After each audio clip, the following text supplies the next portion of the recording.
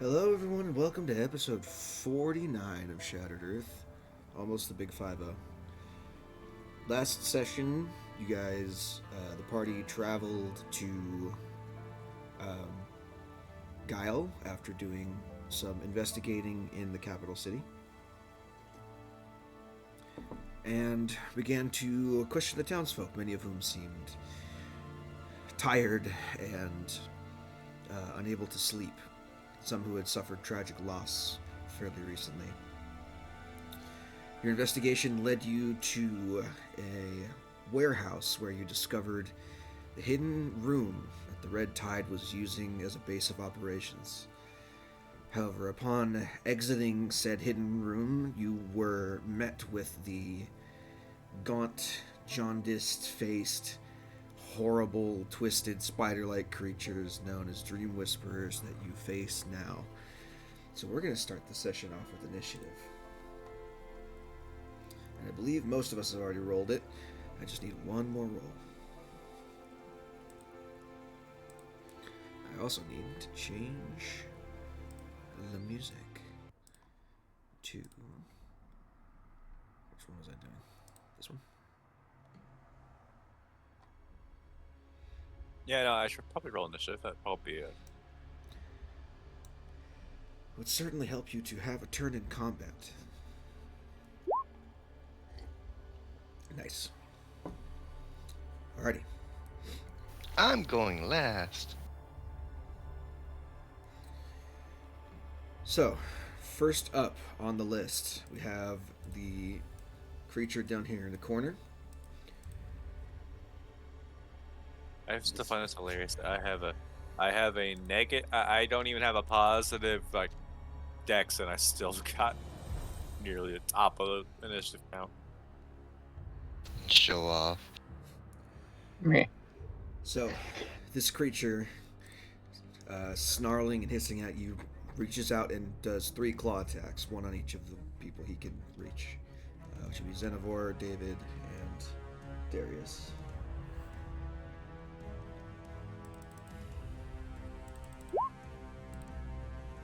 It's going to be a lot of text. 11 to hit Xenivore. No. 25 to hit David. Yeah. 21 to hit Darius. Beats. Okay. So, David, you take 14 points of slashing damage. Darius, you take 13 points of slashing damage. I need you both to make intelligence saving throws. Intelligence saves. Oh fuck.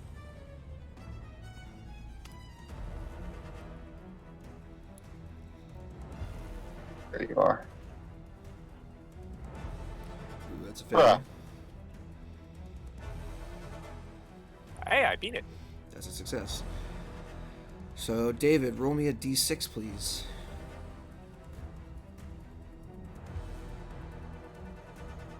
Oh. That's the best result you could have had. Yeah. On 6, you lose an inconsequential memory. You can't remember what the name of the old woman was that you talked to earlier anymore. So when the next time you try to think of it, you're like, well, who the fuck's that called? I don't even know.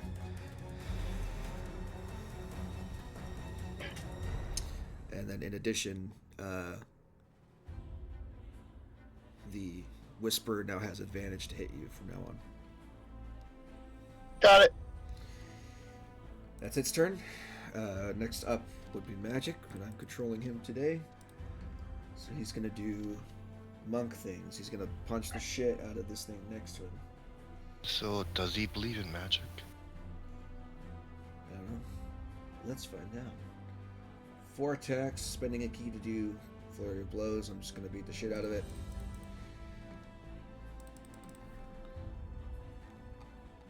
Spend a key. Okay. 25 hits. 21 hits, 23 hits. Total of 5. 7 is 12, and 9 is 21.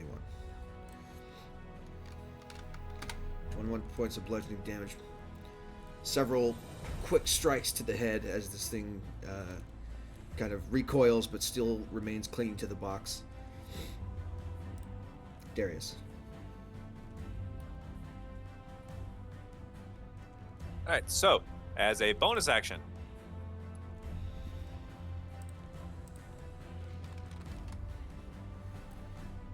put that over there for this other one.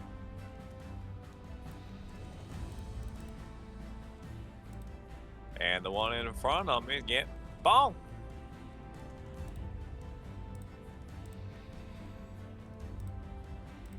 I'm gonna do my bonk and then I'm gonna roll for the spiritual weapon attack, or do you want me to do the spiritual attack first? Spiritual weapon attack goes first because it's part of the bonus action. Got it, got it. That's gonna be a miss. That's a miss.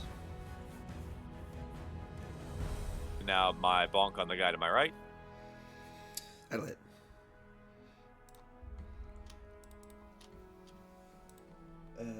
Cool. 8 points of bludgeoning damage there.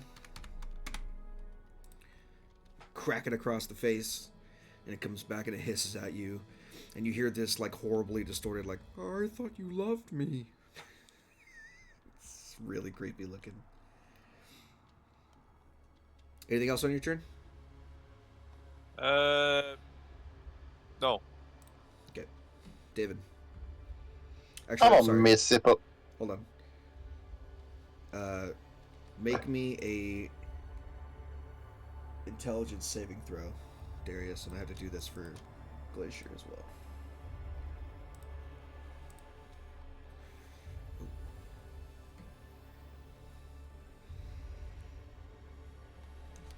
I need to have my dice out.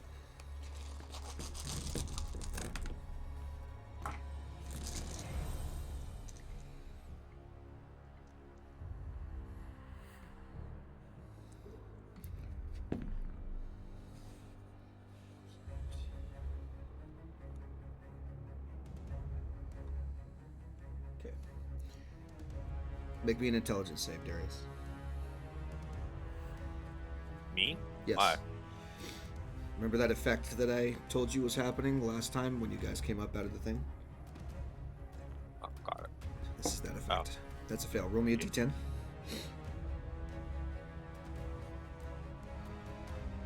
4. On your next turn, you do not move or take actions. David. yeah. Okay. I'm gonna messy step over here and shoot a fireball at the sky space. Okay, go for it.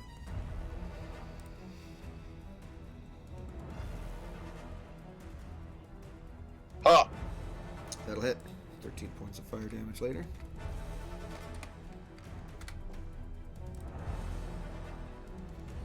Let me move over here. Enter. Okay. Next up. This So, guy's going Is it to does it specify I can't take any actions, or like what's Yes. the specification? It says the creature doesn't move or take actions. All right. This is via the Gotcha. confusion spell if you want to look up what the effect is. Got it. Got it. I was just asking. So we're going to go with 2 attacks on Galet and 1 attack on Edgy Priest.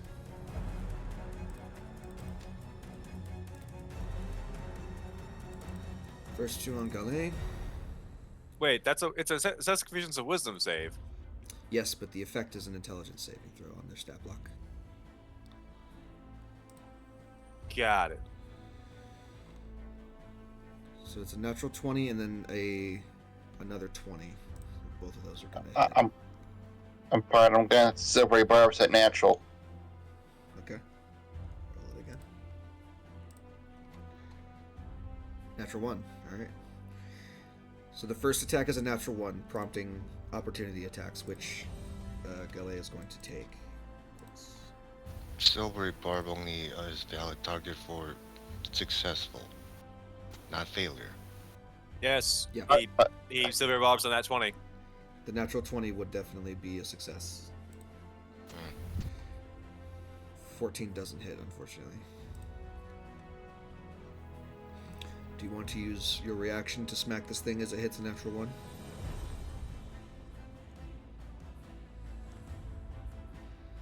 Valerian? I try not to copy. Wait, you said intelligence save, right? No, I'm saying right now, it rolled a natural 1 to attack Galay, which would be prompts opportunity attacks from you and him. He missed. Do you want to take an opportunity attack or no? Sure, why not? Inflict wounds. Okay. I'm assuming Yeah, you're a well, caster. Yes, I do. Sick. Go for it. 16 will hit. 14 points of necrotic damage. Let's start off light. And then the 20 will hit for 12. 12 points of damage, and then he will make his intelligence saving throw again. It's a 15, that beats it, that's fine. And then final claw attack of the turn will be on Valerian. Let me roll it again. 26 to hit.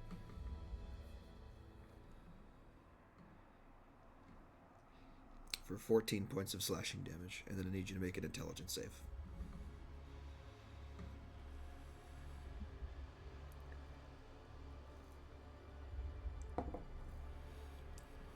AG Priest.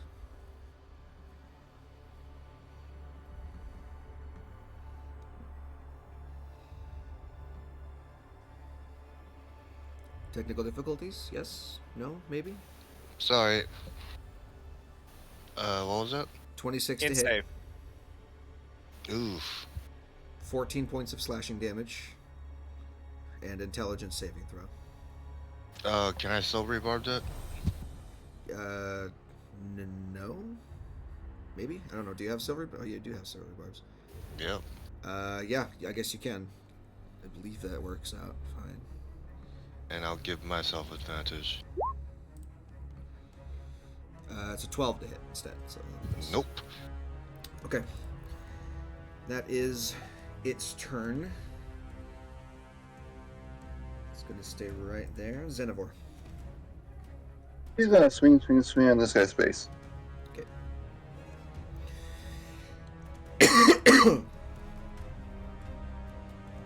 1, 2, 3. 1, 2, 3. Very nice. All those hit. All those deal 5 slashing damage somehow. Makes it easy Wow. for me to count. 15 points of slashing damage Okay. later. Ash. At the end of Xenivore's I'm turn, testing. go ahead and make an intelligence saving throw. Wait, what the fuck? Okay. No, I know what's happening. It's not rolling a dice for some reason.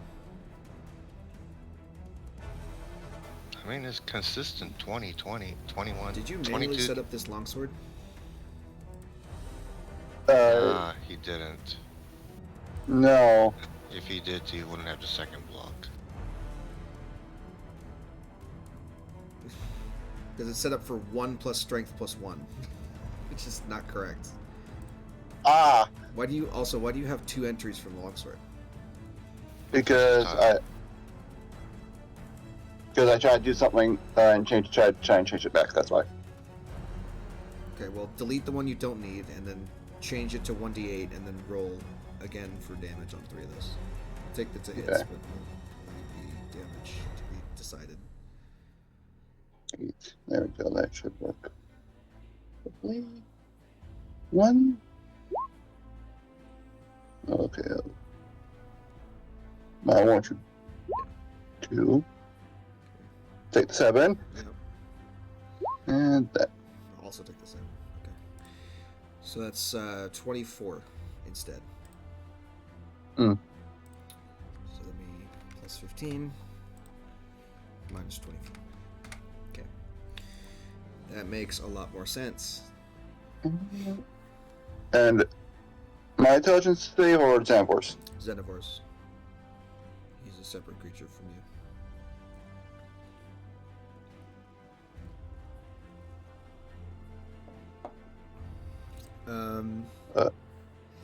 I believe he has extra stuff against this because it is a mind-altering effect. What the fuck? I think.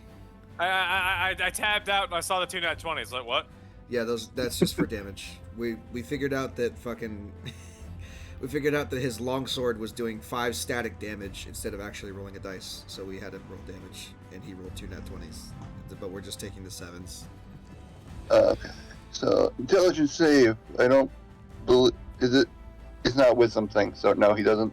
Okay, there you go. Eh. What do you roll? Oh, 7. There we go. Okay, roll a d10 for me, please. Okay. 6. Okay. On his next turn, he does not move or take actions. Done. Valerian, your turn. Okay, first thing first, I'm going to take attack of opportunity because I'm moving away. Okay. It will take the opportunity to swipe at you. Huzzah. 17 to hit.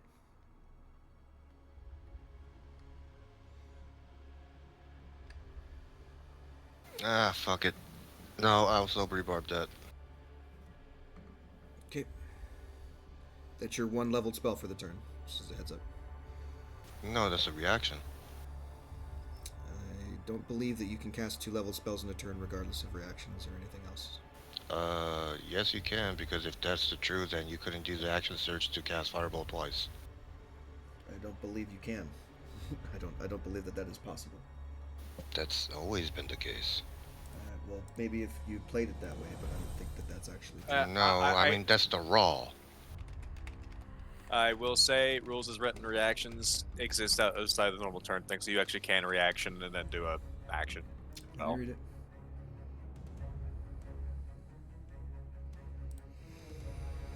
And you've ruled it that way before. I understand that, but I think I was wrong before.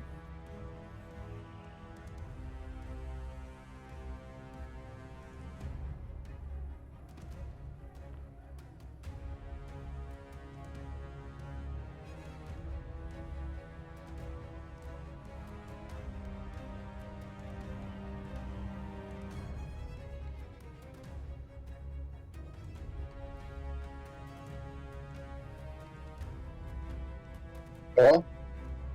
Hello? Okay, good.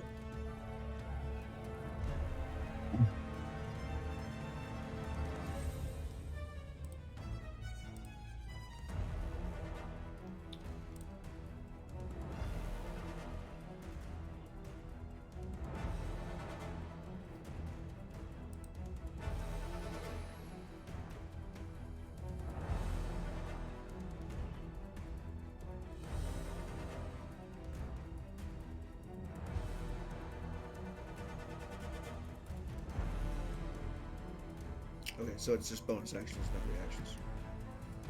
Cool. Okay. I'll roll again. Give me a second.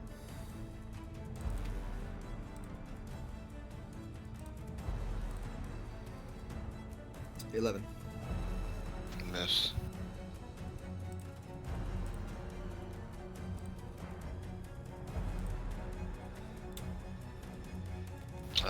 Let's see. This person, that's the monk, right? Yes. First attack has advantage. And I'm out of reactions, so, but oh well. First thing first. Spirit Shroud. Okay. This guy's within 10 feet of me. Yeah.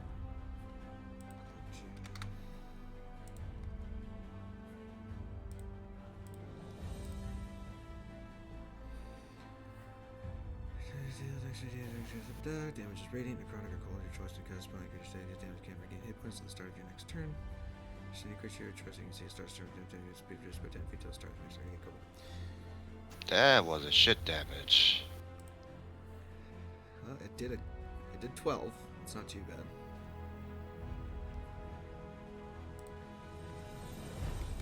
12 points of damage, and his speed was reduced by 10. Wait, chill touch? No, chill touch is negate healing. Well, I know, but the effect of your spirit shroud. When it starts its turn, it'll reduce its speed by 10 feet.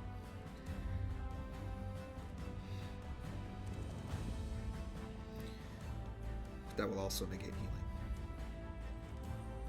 I mean, both of Two your methods effects of healing negate healing. Your spirit shroud and the chill touch negate healing. Hey, I just want to make sure they don't heal. Sure. Is that your turn? Mm-hmm. Make me an intelligence saving throw, please. I made mine at the last session. I don't know why I'm making it again. Different effect? I believe it just happens every time at the end of your round. Yeah. I mean, if it works like confusion, wouldn't it be like once you pass it, you don't make any more? Nope. Again, this is an altered effect. It says like the spell confusion on the thing, Wow, but it's not this exactly the is- spell. Well, Annoying. It is. Not- I the am good very way. confused. You are. Roll me a d10, please.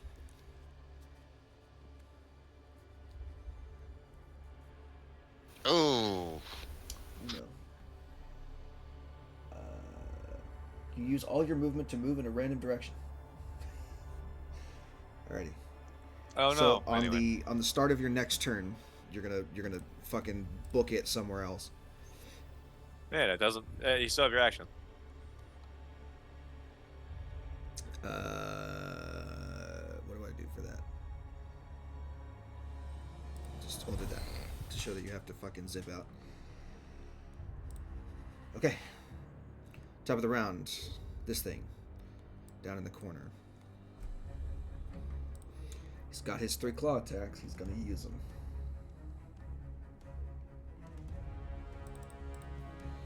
We'll do 2 on Xenivore, 1 on Darius. 18 and natural 20 on Xenomore. He doesn't take the crit because adamantine. Alright, so we'll just take the first damage then. The 18 hits, yes or no? Yes. Okay. So it's 24 points of slashing damage total. Ooh.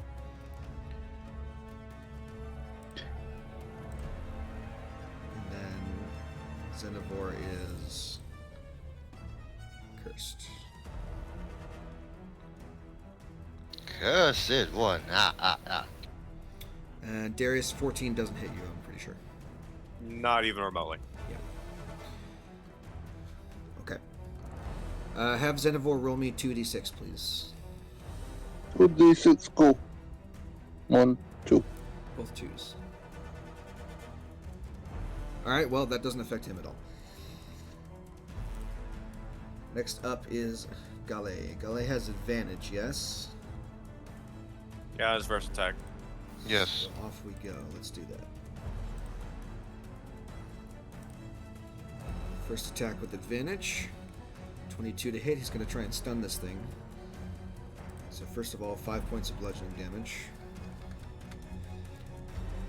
Creature will make a Constitution saving throw. Natural 1? No, this thing is stunned as fuck. So I'm just going to put crippled on there. There we go. And stunned means he gets advantage on the next 3 swings. Spending another key point. Advantage, advantage, advantage.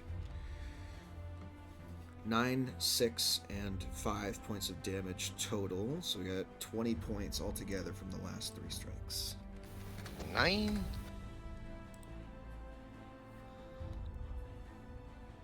His advantage is gone. Make me that intelligence save at the end of his turn. Actually, this thing can't take reactions, can it? Not when it's stunned. Nope. So he's Nope. gonna move.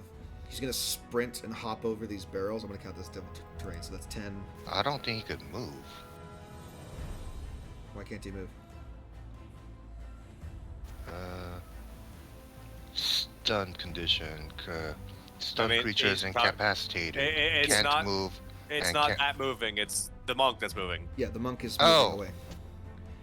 He's moving out of range so that he can just zip back in at the start of the next turn, but he's going to be out of the confusion in the meantime. So that's 10 to climb over boxes, 15, 20, 25, 30, 35, 40, we'll put him right there. So he goes fucking booking it away until he can no longer feel the confusion aura, and then ends his turn there.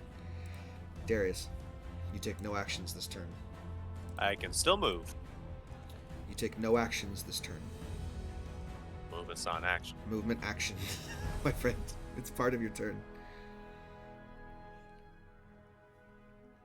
The creature does not move or take actions this turn. Oh yeah, it says doesn't move. Okay. Yes. However, you are no longer subject to the effects of the confusion at the moment.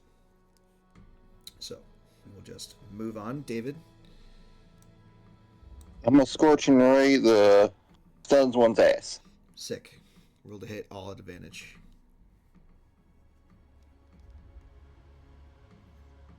Here, second level. Third level. 1.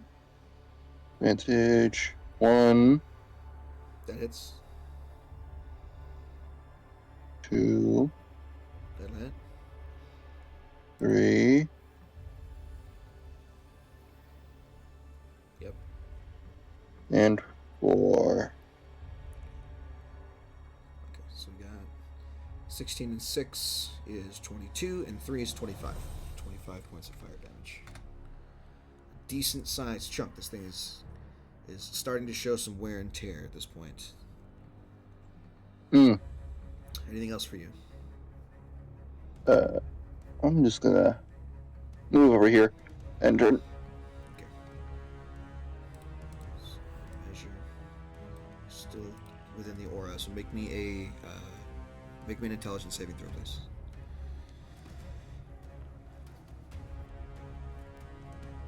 One minute and.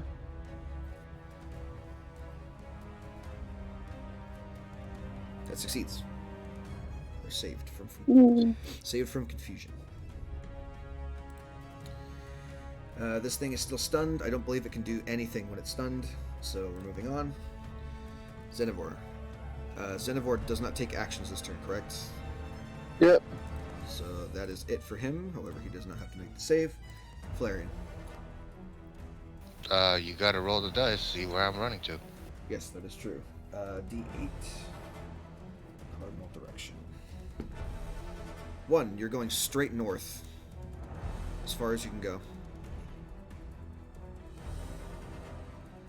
Is there a stump? Is that a table? Am I just running into it? There's a small gap between a table and some boxes, but you can get in there. I don't believe I could take my actions until that's my turn, right? Yeah, the end of that section says the creature doesn't take an action this turn, but you have a bonus action if you wish, or a reaction if you have anything to do with that. Okay, I am going to take a book out of your page then.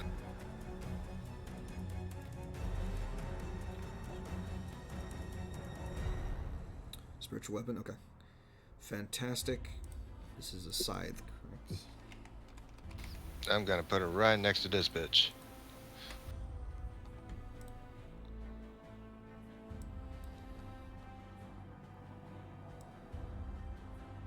Right there? Yep. Here, I'll make yours purple. Controlled by me, and... Do I get controlled by- attacked with that thing now? Yes, you do. Yes, you do. Oh god, what the hell happened?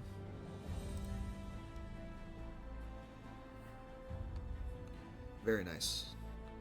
Ignore the 3. Yeah. Very good. So 11 points of force damage. That's very good. Yep. I don't believe that it is slowed at this point anymore, though. Nope. Because it has to start its turn in the aura, so we'll just take that off. Not that it's going to do anything anyway, but... Okay, bonus action, no reactions to take. I'm going to take this wings off of you because you no longer have to move. Do you need to? If that's the end of your turn, though, I need you to make the saving throw, the intelligence saving.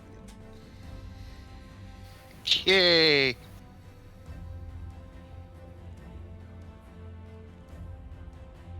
9. 9. Roll me a d10. 2. Same thing. Same thing. Yeah. Yep. Oh no, I'm sorry. 2 to 6. 2 to 6 is you don't move or take actions. So you'll take 1 down turn, but after that you will be relieved of the confusion for 1 turn. That's happening next turn. You'll still have your reaction in the meantime, just in case you want to do something with it. Okay. Dream Whisperer down here on the corner boxes once again. 3 claws. 1, 2, 3. It's going to go Darius twice and Xenivore once this time. Xenivore has advantage, so we'll roll that one first. 15 to hit. Nope. Okay. Darius. A 24 and 25, respectively. Yep, both those hit. Okay. 13 points of damage on each one, so a total of 26. I actually need to. If I fail the save on the first one, you need to reroll the second one. Yeah. You gotta take the first valid roll. You are correct. Yeah. Reading the Oh, advantage. never mind. All right, you're fine. And then I need you to make the second one. Also fine there. Fantastic. That's 13 plus 14. It's just 13 times 2 is 26. Okay. Yes, sir. Ouch. That is it. That's all it can do on its turn. Nothing else happens at the end of its turn, I don't think. Galet's turn. He can zip in and do monk shit, so 25, 30 to get there. Is it the start of his next turn that stun wears off?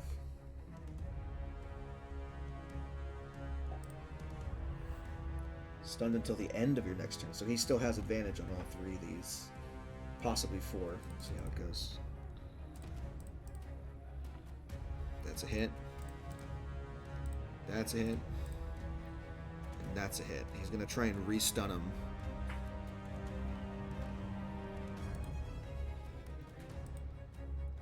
On one of those hits. So, let me make the con save first. 19, fail. Or succeed, rather. Fail on Galet's part. So we got 5 and 6 is 11, and 7 is 18 points of damage.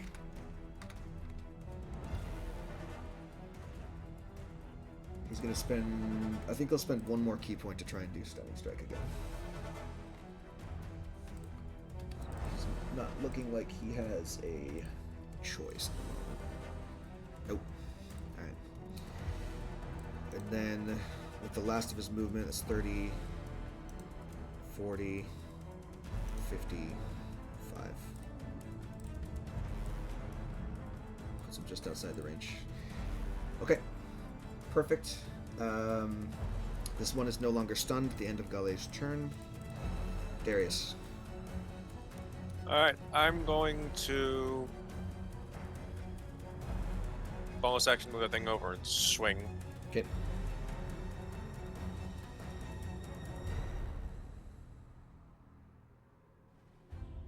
Hit 25 for 8. Yes. 8 points of force damage.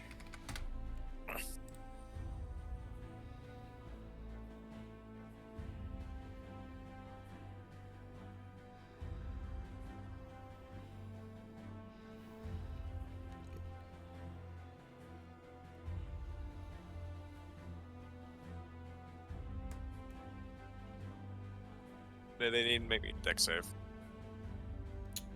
Okay.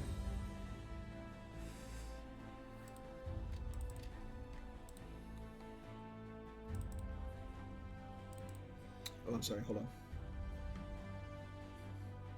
on. This is your breath weapon, right? Yeah.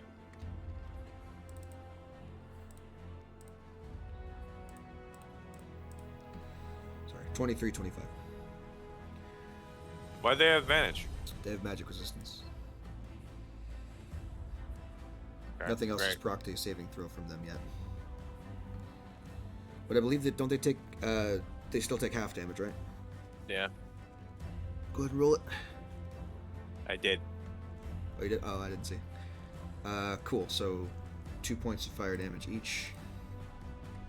That was a waste. Hey, but now you know. So while they recoil at the flames, they don't take as much damage as you thought they would. They do manage to be skittery. Anything else in your turn? Action bonus move. Nope, that's everything. Perfect. You're spared from the effects of confusion this round, so we'll move on to David. Moves over here.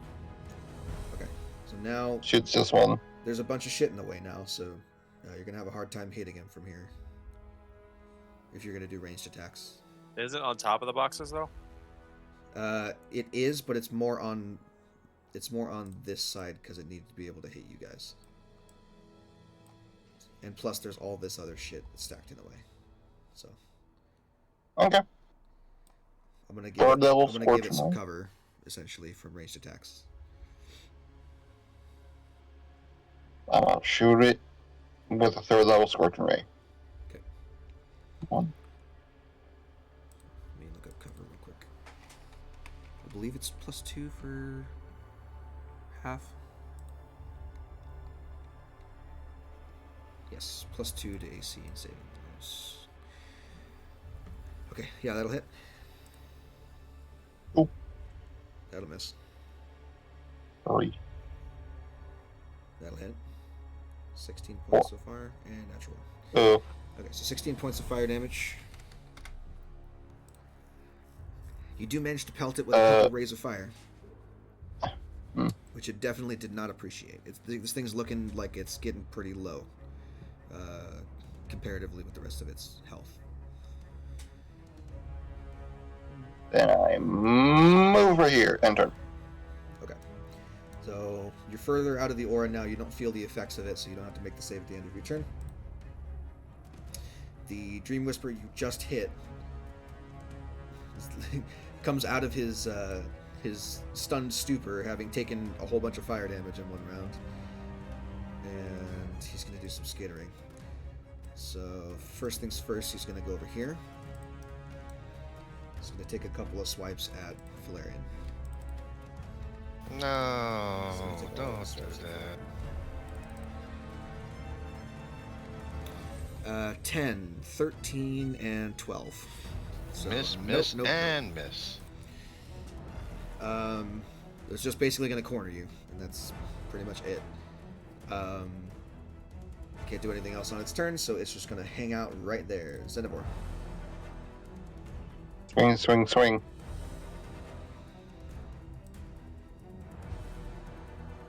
A 1. 1, 2. Hold up. Gets a reaction on that natural 1. Okay. And he has advantage to hit you, because he hit you before. 17. Just hits. Yeah, he's down. 18 points of slashing damage will poof Xenivore from existence. Can I use the blink thing? The what? He's wanting to take damage to keep him alive at 1. Oh, yeah, you can. Yep. So that means you take... So he takes 13, which means that there's 5 points left. Or he takes... Well, he would take 12, which means there's 6 points left. So you take 6 points of damage and Xenivore's at 1. Got it.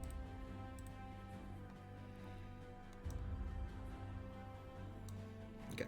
Yeah. Now the 16 and the 18 both hit. So 11 and 10 makes 21 points of slashing damage. It's still a decent amount. That ends Xenivore's turn. Okay. Did he have the thing on him where he took no actions last round? Yes. Okay, so he is immune from the saving throw this turn. Valerian, you're up. You have to run in another direction, don't you? Oh no, you just take no actions. So we will take that off. And that is your turn. Mr. Whisperer, down in the corner there. It's gonna swipe at all three. He's gonna go for Xenivore twice, because Xenivore just hit him for a lot. Advantage. 17 to hit and 21 to hit, respectively. Yeah. So 11 points of slashing and 10 points of slashing, respectively. I'm. You gonna keep him up? Yep. Okay. So you take 10, Got it. and then you take 9. 19 points of damage to you.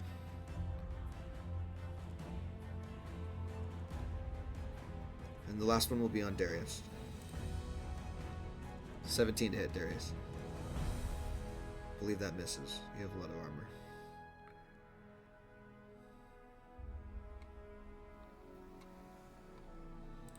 Right? Yeah, your armor's 21. Okay. That's the end of its turn. Whoa, what the hell happened? It's not your turn, it's Scully's turn. Okay. Gale is gonna run over and try and smack the shit out of this thing. God damn it, I hate this mouse right now. It's 30 feet to get there. 3 hits. Let's see if it does anything. He'll use his last key point to try and stun on this turn. 16 to hit. Hits. Creature makes a con save. Natural 1, it is stunned, so all the rest of the attacks have advantage. Oops.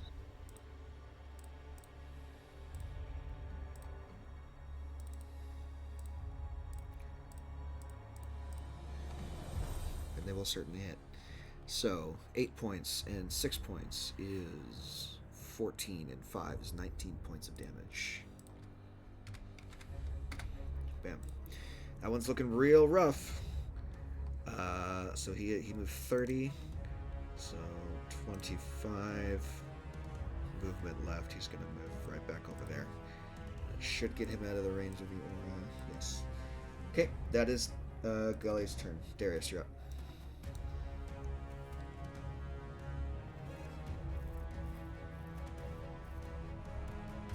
Hunter, are you here?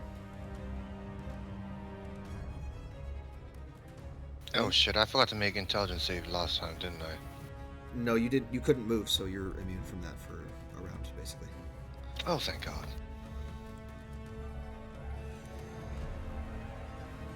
I don't know where Hunter is, but it's his turn.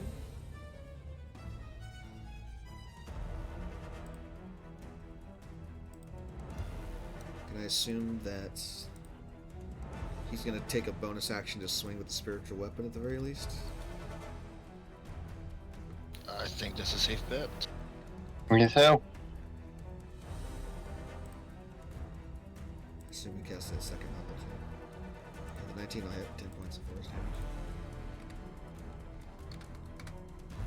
Okay. I don't know what he wants to do for his action. I have no clue.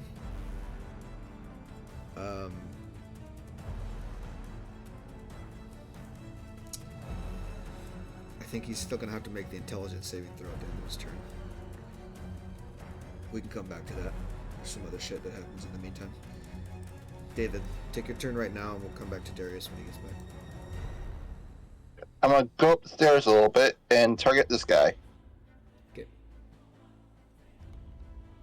With a...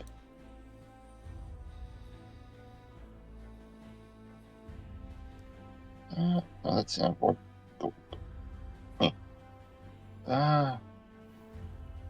That's a good old Scorching Ray again. Okay.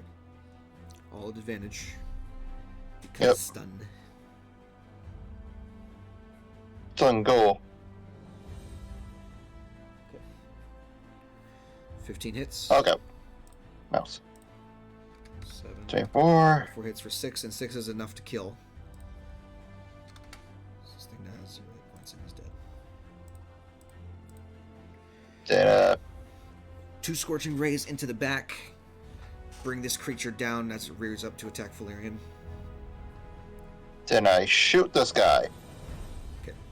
Then he pulled out his gun. And then I started blasting.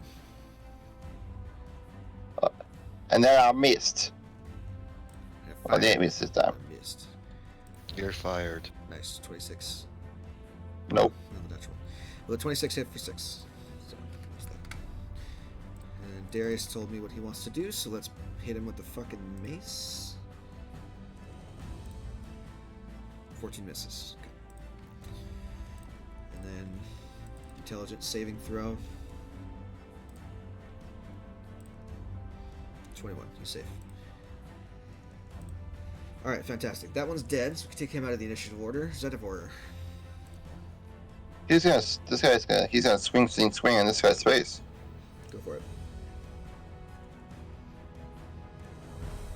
1. Miss. Nope. Yes. Hit. And hit. So, 20 points of damage total. Chunking it away. Chunking it away. It's beginning to look low. Zedivor, make me intelligence save, please. Okay. Right, we won't. Nope. No. Roll me d10. Okay. 8. 9 to 10. You can move and act normally, so nothing happens. Moving on, Valerian. Bonus action, scythe first. Go for it.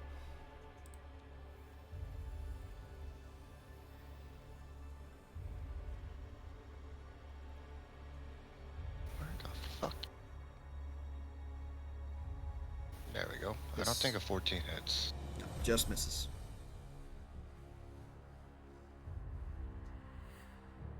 I'm gonna be right here. Okay.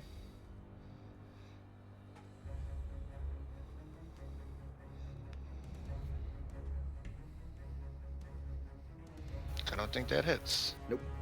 That in I'm fact gonna go misses. cry. Anything else? I think I still have movement. Yeah, 10 more feet.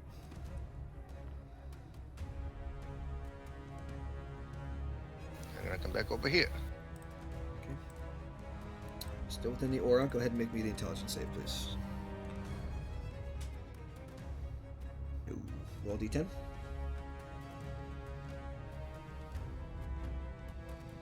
Alright, you're good. No, I'm not good. I keep on failing this damn thing. 8. Use your reaction to make a melee attack against a randomly determined creature. If there's no creature, you do nothing. Alright, there you go. Next turn, you do nothing. You'll smack the corpse of the other thing. The one that's alive.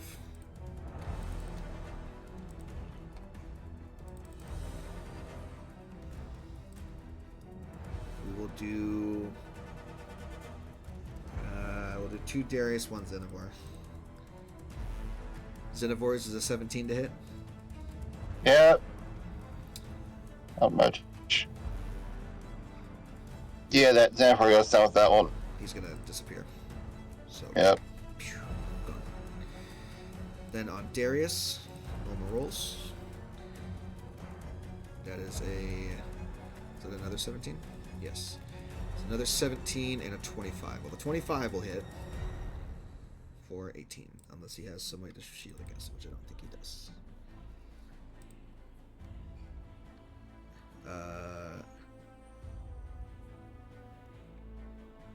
No. He does not have a way to shield against it. So, with that, he goes down. Darius is at 0.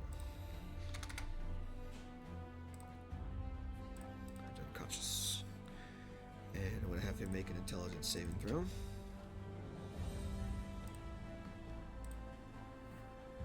For 1.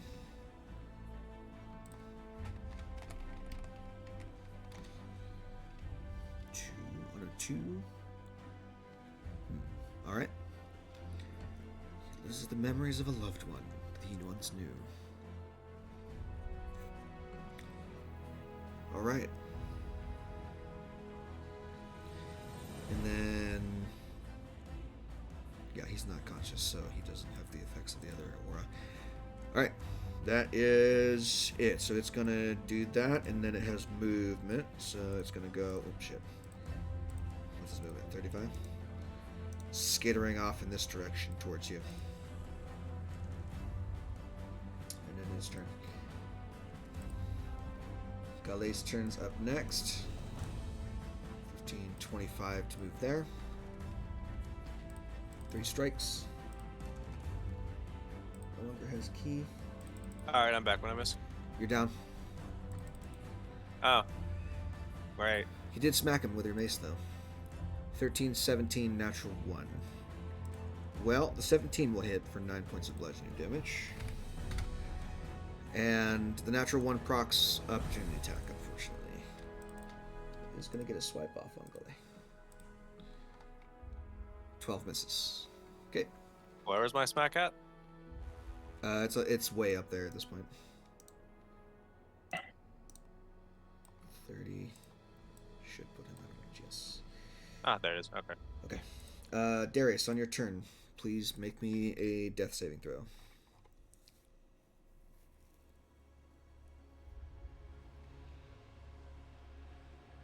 Fantastic. David.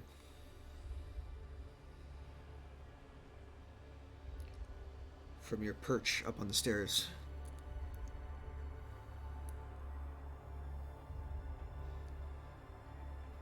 God damn it, computer.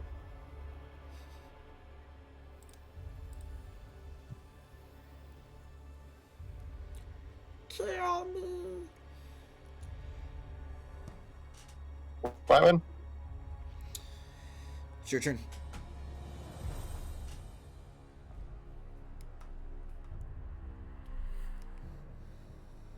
Okay. I'm a firebolt. I'm a scorching ray this guy. Okay. Oh god, my computer.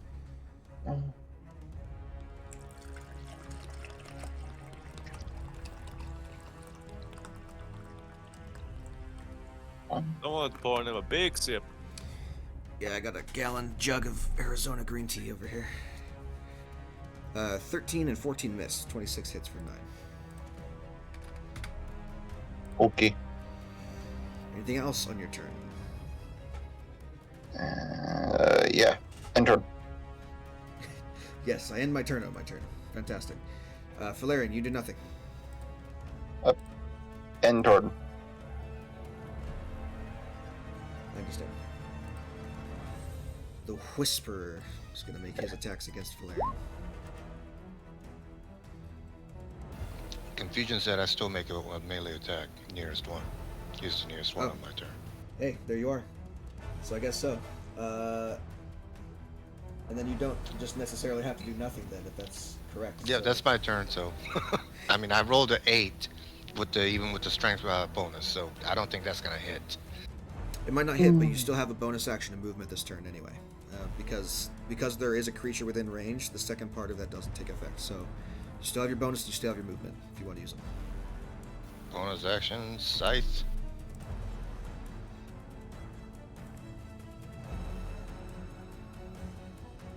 Hit me, baby. Ignore the 4. 7 points of force damage. Fantastic. Do you This ignore thing the? is- Does he ignore the 4? I believe so.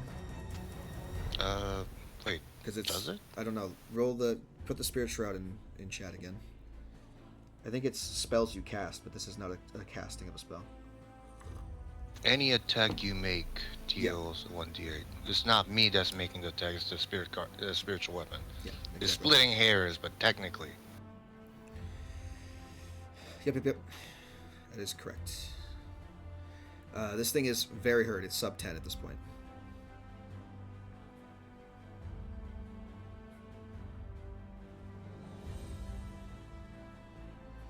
Well, it's turn.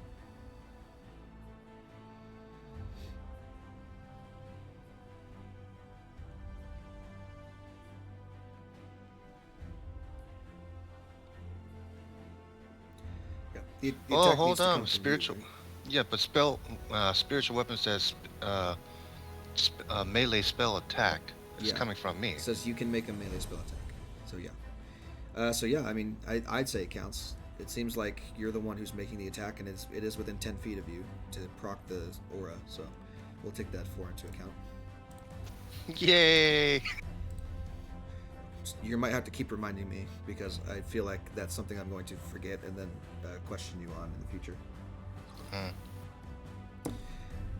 Yeah, but this thing is still alive. It is sub 10, so basically a stiff breeze will blow it over at this point. I don't have a stiff breeze in my turn. Yeah, you turn the face down. So since you technically did act on this turn and get to use your bonus action and everything, I need you to make that intelligence save, please. Because I know I'm gonna fail, I already rolled a D10. Okay. All right, fine. Fair enough. Yeah, natural. See? On a 3, that's the don't move and take actions on the next turn. So. Yep. But Galley is here, and Galley is here to save the day. So he's going to move his 25 feet there and punch the shit out of it. See if he can knock it out. 10 misses. Natural 1 procs a reaction. Fuck's sake. It's a natural 20. Silver barbs. Are you within range? Play with 60 feet. 50 Yep. feet away. Alright, fantastic. Let's roll it again. Oop, shit. I accidentally canceled it. 9. Okay, so that misses. And then Galet's final attack for the turn. 22 to hit for 7. That will take it out. So he misses the first 2. This creature takes a swipe at him, and then, like a fucking barbaric warrior he is, he takes the creature's overreach, rips its arm off, and beats him to death with it over the head. And this creature is now dead. The confusing, befuddling aura around you fades as the battle is now ended, and you have 2 dead, creepy-looking, spider-esque humanoid people lying on the floor around you.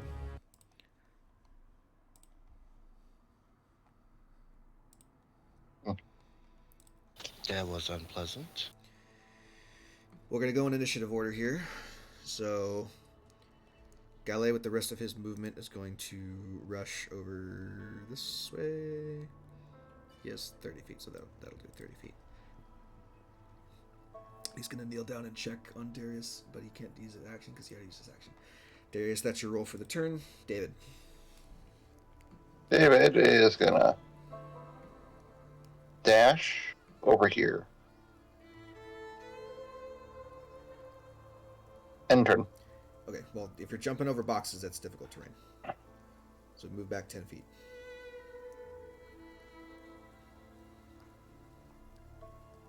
Move over here. Oh.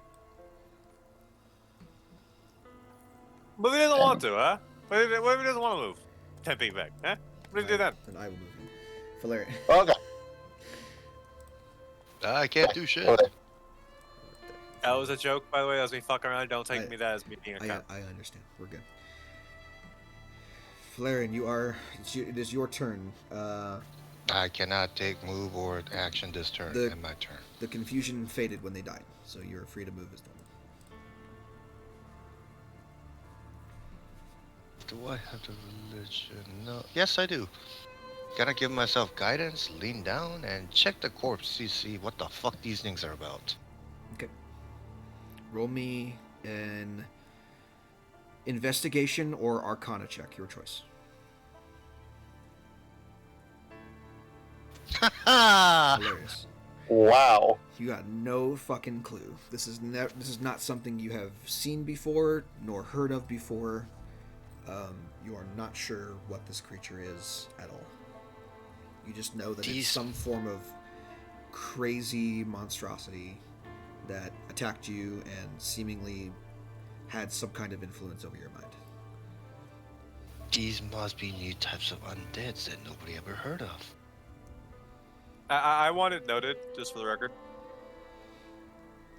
I did not lose a single memory to that fucking thing. I was expecting like, yes, you forgot what your mother looks like. Oh, really? Are you sure about that? You want to check the record again? The record says God, if you hit differently. me with that shit while I'm like not That would be looking. the attack that knocked you down was the one that caused you to fail that save. Oh my fucking. That is your action for the turn, Valerian. Yep, that's my turn. I'm really not a big fan of these creatures. Please do not use them again. You don't know. Maybe I'll have to. We'll see. Maybe you'll forget about the encounter. Maybe like it never happened. Every time you see them, it's like you say that, like, please don't make them encounter again. You just forget them. That's the memory you forget. You realize I'm not joking. I'm sincerely asking him not to use it again because that was not fun. Yeah, but here's the thing: you're asking DM not to use it because you don't like it, not for actually a valid reason. I will use it if the narrative calls for it, which in this case it did. You still have your bonus and movement, Valerian, if you want to use it. No, I'm stumped. I'm acting on my awesome rolls of nat 1, so it's like I'm trying to study them. It's like, I'm pretty sure these guys are new. I have never seen these or heard of these before, and that's all I'm doing. End my turn.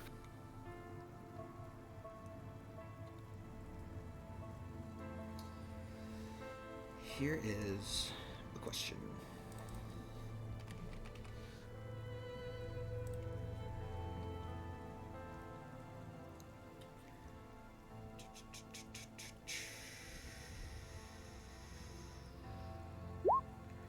It's an attack.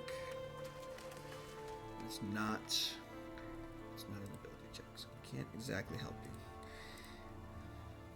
Well, Gallet on his turn puts his hands down, staunches the bleeding, and then with that death save, Darius, you are stable, at the very least.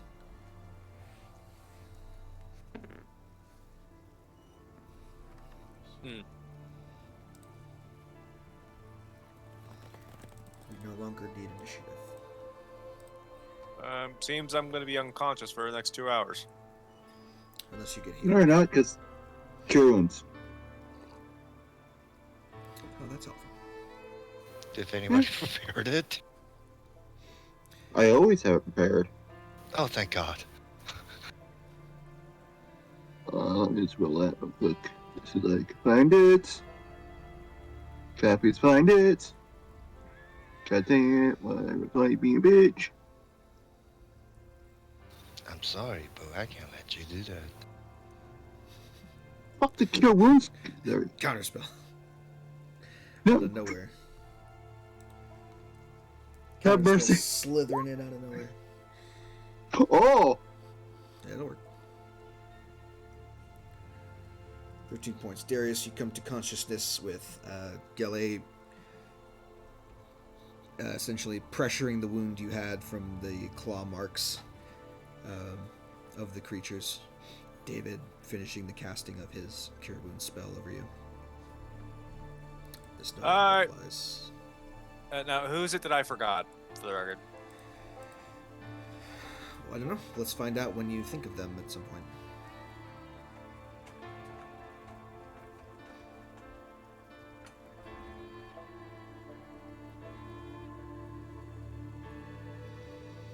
Alright, well, these things mess with our heads.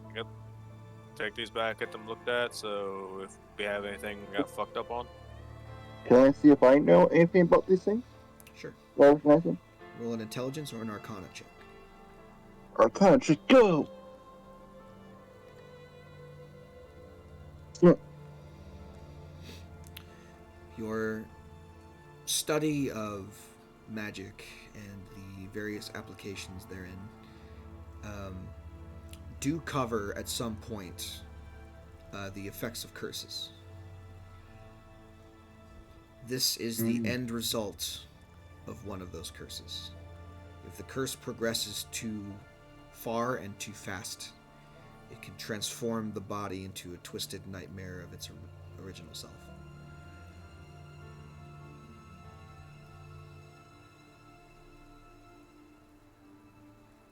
These fuckers were cursed. by some fucking thing. Turn to whatever the fuck these things are. Very true. What? These are what? I don't know what you're talking about. I don't remember them from my studies. These are brand new. No, they're not. Look here. Who Who been to college and who haven't? Given how these things seem to be mucking with our heads, it could be they just mucked with your head about what these are. So, might not be a good idea to trust our heads too much right now. Preposterous. I am health. I'm a pure perfect health, sir. Yeah. Wait, why is this guy turning into British all of a sudden? Dear God. Sure. Oh god, not sure yeah. God, it's strong. No. I don't have move curse prepared right now, but later on I'll give us a once over, make sure we're all not cursed. Very Okay. well. Also, I still don't think I'm cursed. The people that are cursed rarely do. I don't know, What? Chris people No. do have some. If you're curious, I'm pretty sure you'd be aware of it. Whether or not you can do anything about it, that's another story. Certain curses have ways of making you not realize you're cursed. Do you want to explore the rest of the building, or? No, we should probably get out of here because we are technically breaking and enter. Okay.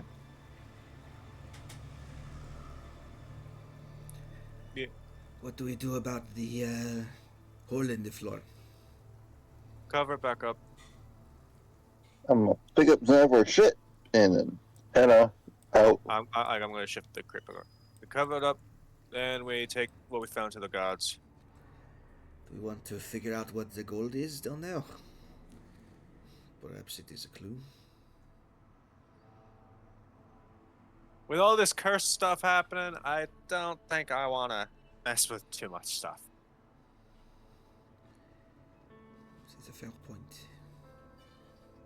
Do you want to leave a anonymous letter to the guards? Or I don't think openly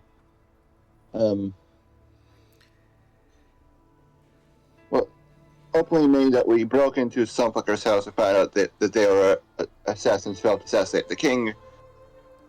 He's gonna get caught over well. I mean, we found the blood. The blood led here. We came in here, investigated, and I think regardless, we contact our contact in the capital. Once we are in a safer place, perhaps.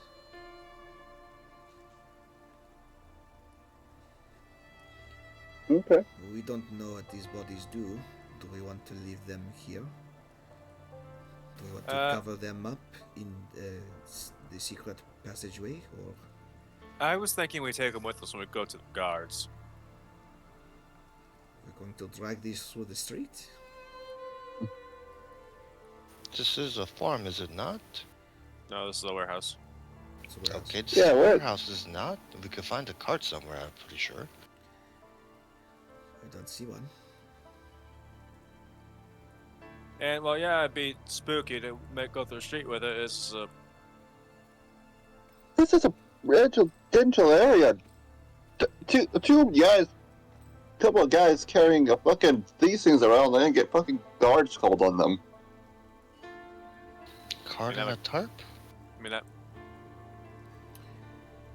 Um, Oh, good. Removing a Is there few a of the tarp? tarps. Yeah, there's a lot of like tarped up boxes and tables and stuff like that, but there's no cart in here. Here's what I suggest. Let's wrap up the bodies and the tops and take it that way. We take the bodies. We can show it to the guards. Be like, hey,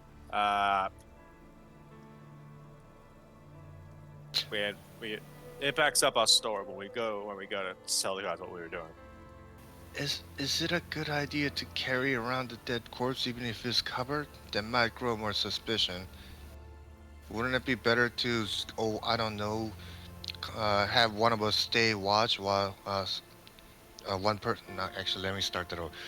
Wouldn't it be wiser to have one of us go fetch the guards so we could retrieve this properly?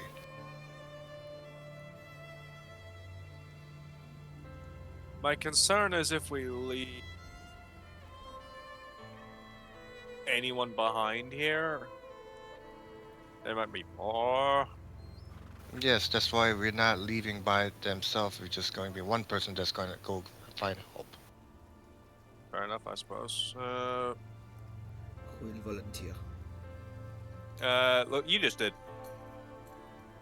Just kind of grunts. Not it. Starts Also, it's like- to jog off into the distance.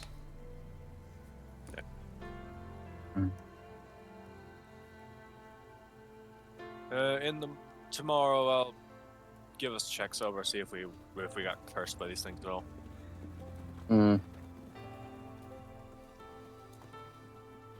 In the meantime, while he is doing all this and eventually coming back with the guard, I am going to take the time to do this though, because I think some of us are wounded. sure, I was going to say you guys could take a short rest if you want to as well. I'm gonna start decoding those letters.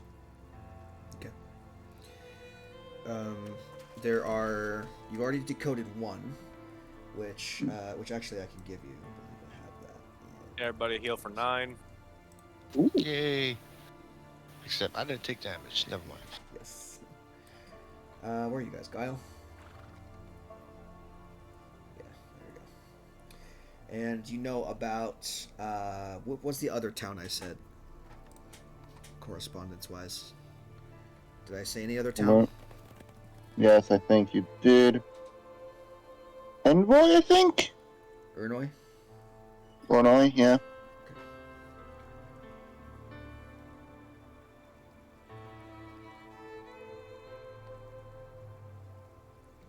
Are you doing this too? I'm healing myself up first. Okay.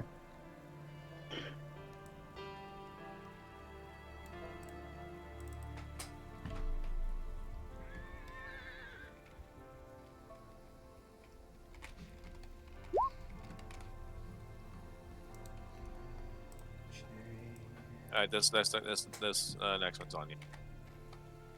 Okay. Control. Of course, that's one where I rolled minimum. So that's the letter you have already.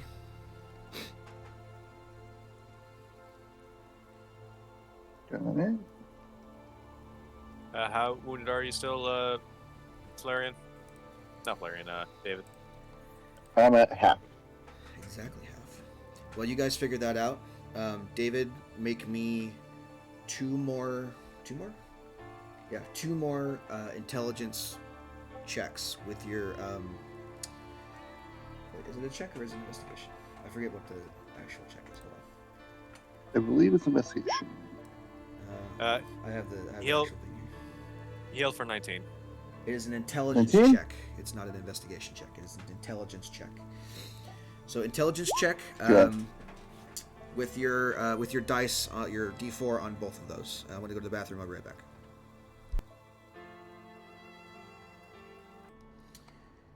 Okay, returning back to this, David, you managed to decode the final 2 encoded letters and translate them into readable script. Mhm. I have sent you specifically what you have found out. I will read them off for everybody. Go for it.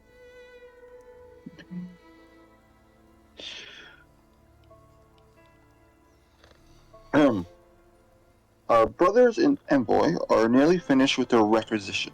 A requisition which had been made through the usual contact for what we have hoped to be the final linchpin, to be delivered in a month's time. Handle with extreme caution. The contents are within are volatile and expensive.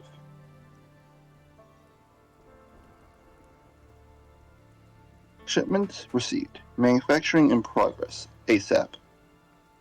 Uh, expect a return gift within the month for you and yours. We will send for you again from the Mordon,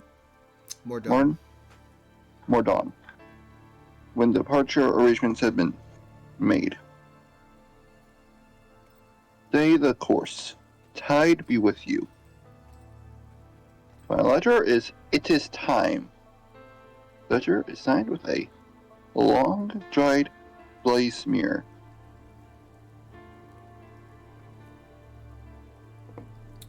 With your intelligence checks, you can also tell that each of those letters was written in different handwriting. Each written by a different person.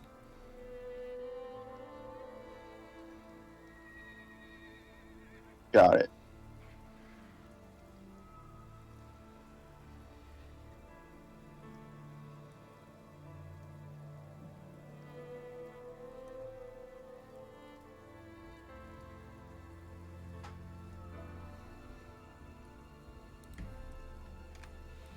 Since he's read them out loud, I will also post them in general chat.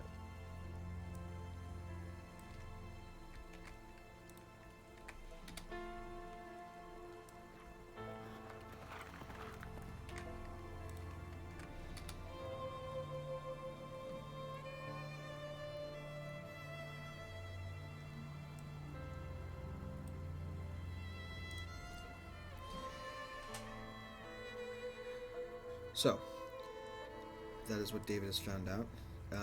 Short rest done. At some point during that short rest, Galet comes back with a host of guardsmen, who I won't put on the map because I don't think I need to.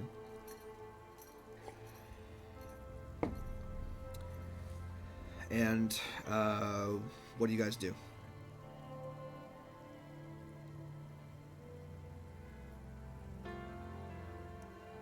What do the guards say upon seeing the cursed things? Oh, the gods! What is that thing? According to my learned friend over here, this is what happens when a curse goes a bit too long. A curse? That would certainly explain what's been going on in town recently, but... Oh God, do you think we've all been cursed? He, like, turns to his friend, like, look of... like, fear on his face. Shit. I'll give you all a once-over once I get the chance. I am a cleric. If you have that power, we certainly appreciate it. If we can organise the townsfolk, would you be able to do all of them? Just to make sure. How many people do you have? Town? A little over 100. We're not a very big town. What level of spells? We could gather them all at the tavern if it's open.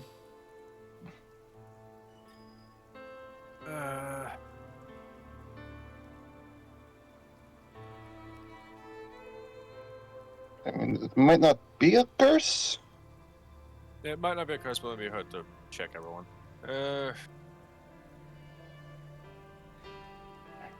Is there a way to check someone for a curse before having to remove curse? Or... Sure. Anything that would detect errant magic. Yeah, so detect magic, a once-over with detect magic would reveal the presence of magic on a creature. Would identify the source of magic on that creature.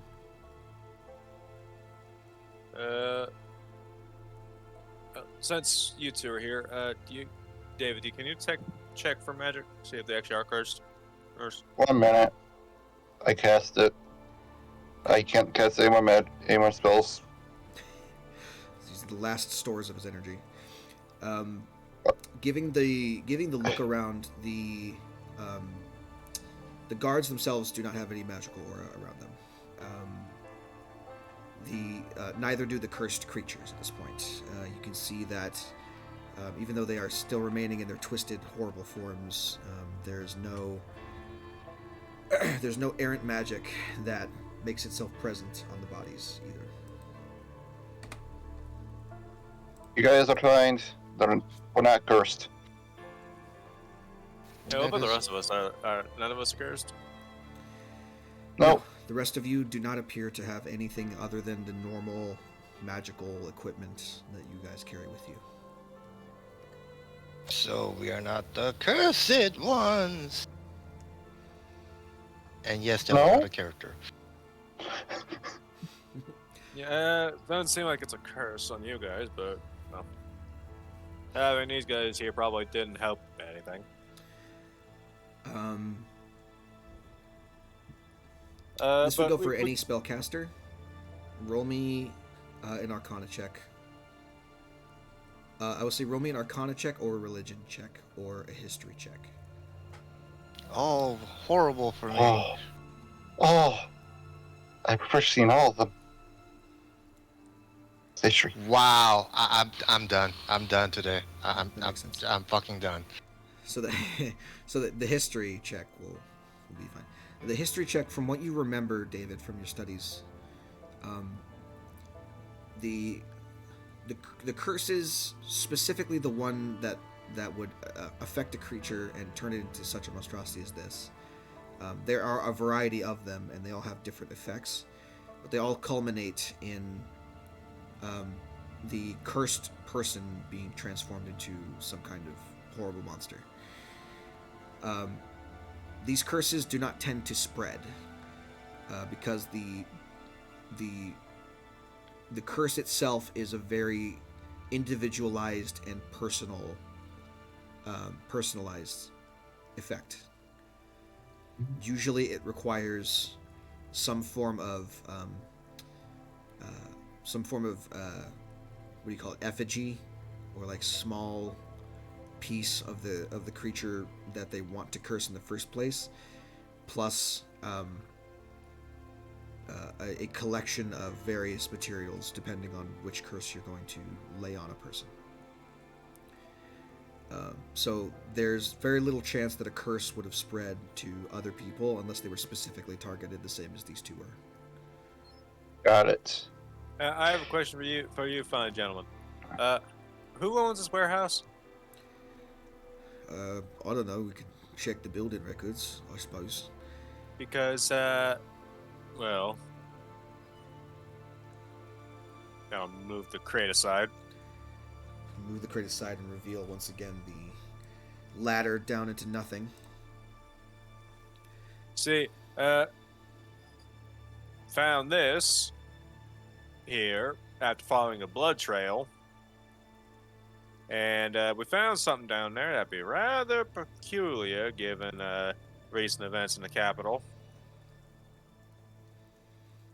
Well, let's go take a look then. One of them starts climbing down into the hole. Did you find anything else? Anything we could use to identify what's going on here? As far as we know, we don't know what's down that hole. We don't know what's going on. You just found some kind of underground monster. Did these things build that? I mean... No, those attacked us when we came out, meaning they're probably guarding it. Guarding it? Mm-hmm. Guarding it from who? Those, us, more likely, given what we were looking for, what was down there. The other guard from down in the hole says, "It looks like it's clear.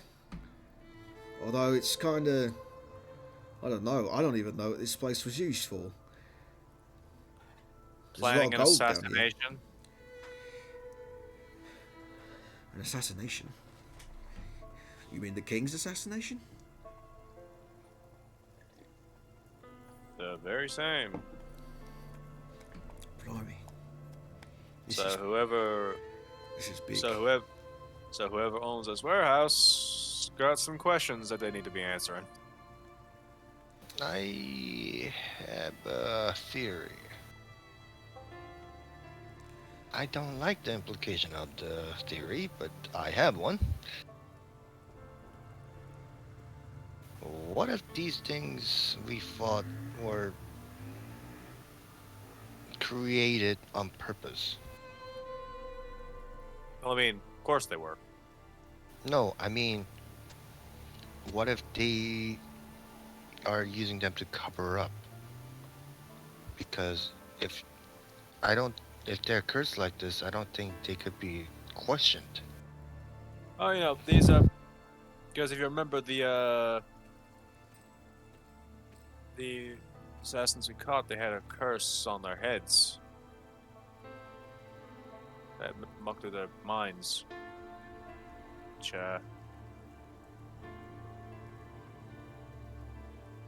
Yes, that's what I mean. So, well, these things were mucking with our heads when we were around them. So, well, I'm not sure clearly about the this could- mucking part about, but I'm saying like I'm not talking about that. I'm talking about what if these are the people that's related with the assassination attempt, and they've been left with the curse or purposely made it to trigger the transformation to silence them. I feel like we're talking from the same point, just different angles here. Like we're basically saying the same thing here. That the assassins had this curse on them, and then since the job's done, they didn't want any loose ends. So the ones that had the curse got kicked up, and now we have now they have these things. More or less, yes. So yeah, we were just talking the same thing from then saying it differently. We weren't disagreeing at all here. At least we are all in agreement.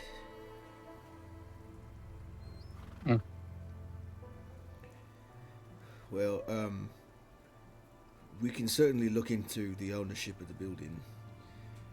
Pull up the records. That would be from the mayor's office. We could do that. As soon as we figure out how to cut these things off, dispose of them cleanly. I mean, how much of this do you guys need?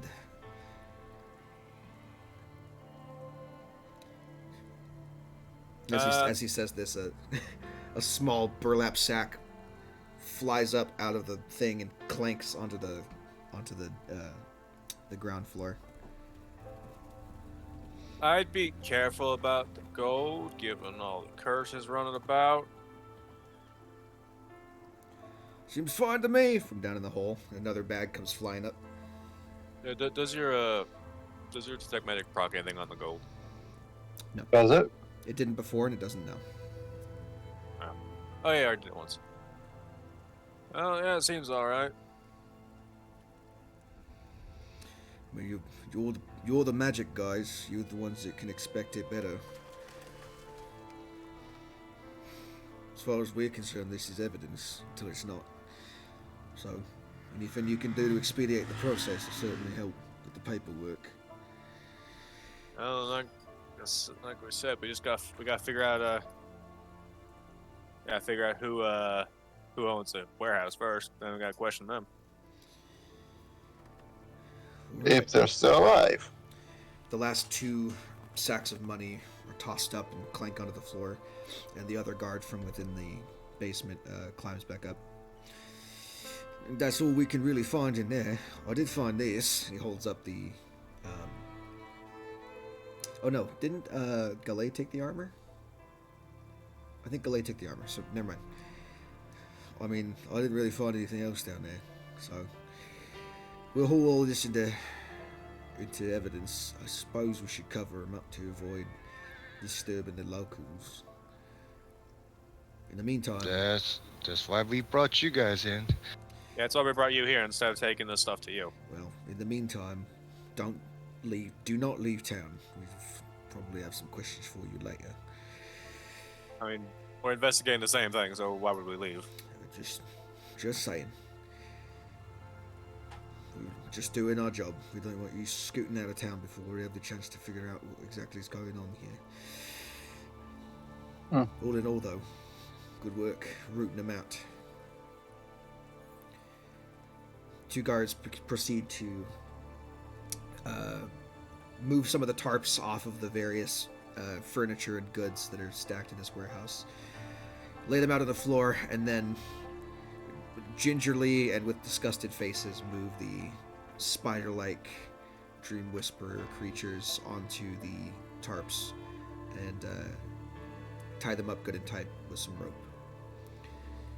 And they begin hauling them off. They are heavy creatures. They're a little bit larger than a humanoid normally is. So they can't just like carry them over their shoulder. So they're basically like dragging them along the ground. It's basically a body in a sack. You need help with that? I thought that's what you called us for. I thought you would bring a cart. I don't see a cart, do you, Sunshine? I'm gonna go help him with the bags. Alright. You managed to help him with the bags. Carrying them between the two of you shouldn't be too bad. Kind of stringing yourselves along in a three-piece line. You can kind of form like this weird train of guard, dead body, Darius, dead body, guard, as you walk out into the street. They lead you along. I'm going to move you back to the map here. They lead you along the town back to where their guard barracks is located, which is not too far from the central marketplace in town. And they have you bring the bodies inside and throw them into a cell, just in case any funny business happens. And lock it up. Now, I have a question. If we cast Remove Curse on these bodies, would it revert them to what they would normally look like? Only one way to find out.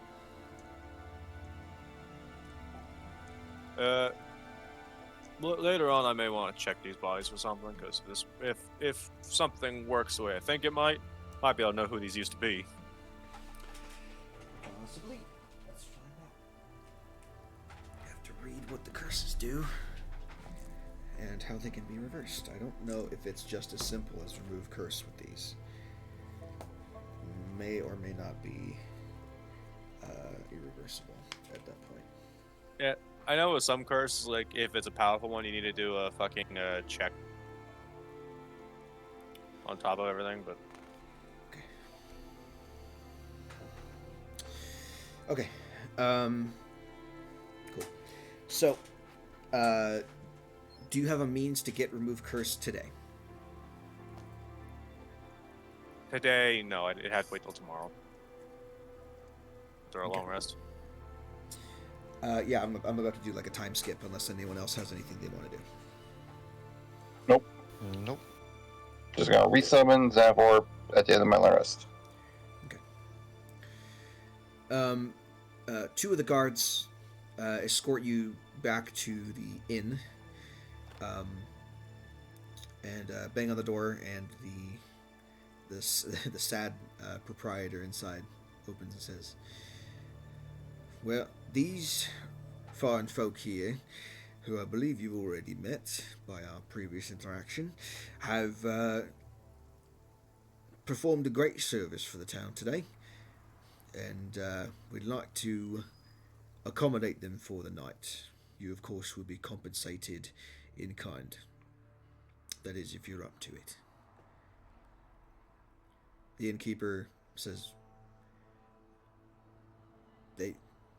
They've done a service for the town? They've done what? They've rid the town of a cursed, foul creature infestation we seem to have had. Creatures that apparently can alter the mind.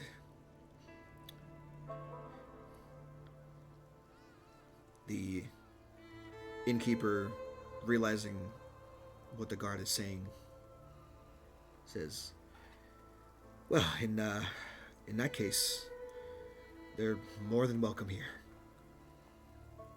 And he leads you into the inn and gives you each a room for the night.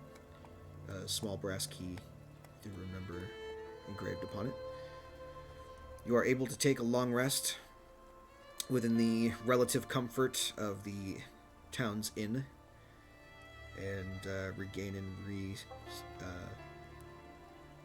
reorganize your spells and equipment and all that fun stuff.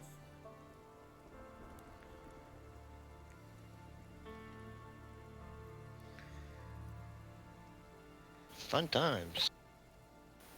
And also, yay, long rest. Yay, long rest. And rest. So, with that being said, the day is yours. What is the first thing you're doing? I'm gonna go try and see if I can undo the curse on those corpses, see what they actually look like before they decided to take a walk down fucking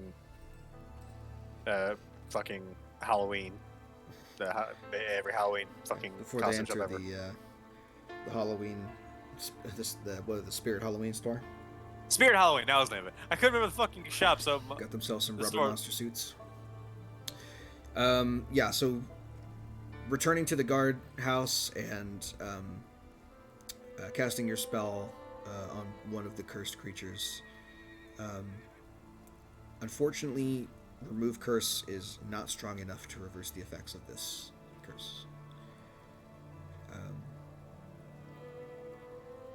Did we ever like look through the body, see if like, had any identifying stuff on them? My point is who they were before all this, or are they just like buck ass naked? They're basically just like horrid naked monster creatures. Very much spider-like in their appearances. They have two sets of eyes. They're completely hairless. Each one has 3 arms on each side, so 6 arms total. They did appear to be wearing some form of shredded pants and shirts, but those have since been removed by the guards so that they can conduct their own investigation for whatever it's worth. But no identifying markings on either one.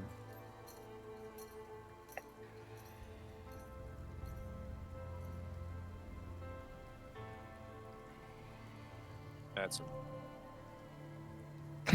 I see.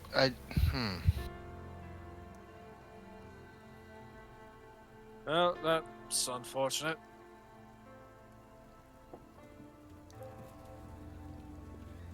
Makes our job a whole lot more difficult. These assassins certainly make things difficult, don't they? Indeed. They would not be very good at their job if they made it easy.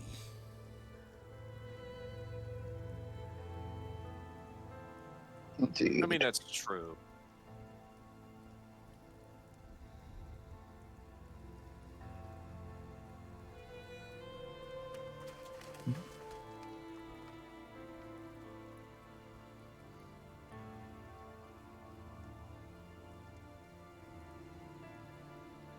All right. Are you satisfied with your investigation, or is there anything else you'd like to do?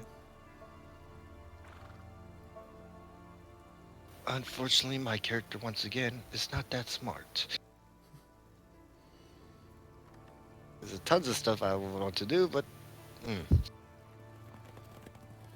Did they get the thing for who owns the warehouse? The manifest or whatever? Yes. The warehouse is owned by is actually owned by a ship captain. Find out the name. Give me 1 second. Ship captain. Did I copy all their bio into this or no? No, I did not. 1 second. I gotta find their name amongst all the notes that I have.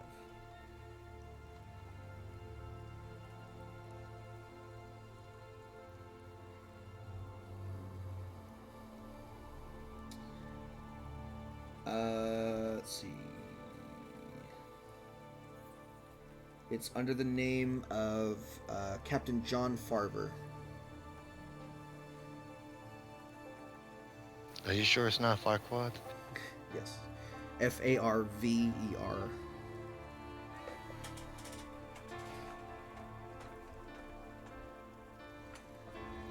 Is listed as the owner of this building.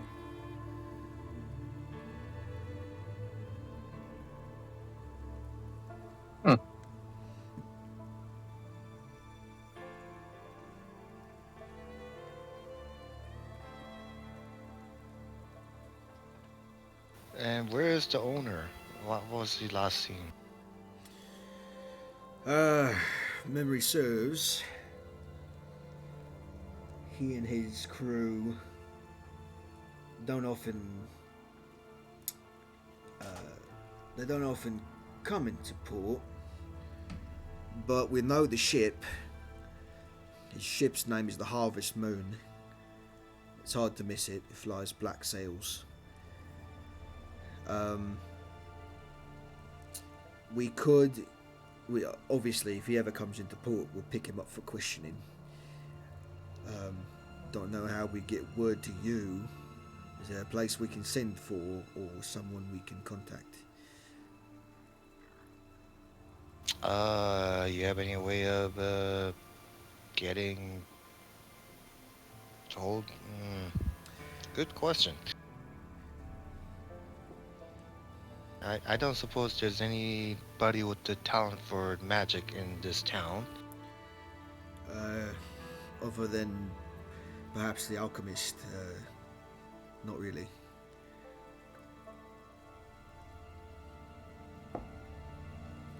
Perhaps this will be a good time to go visit the alchemist.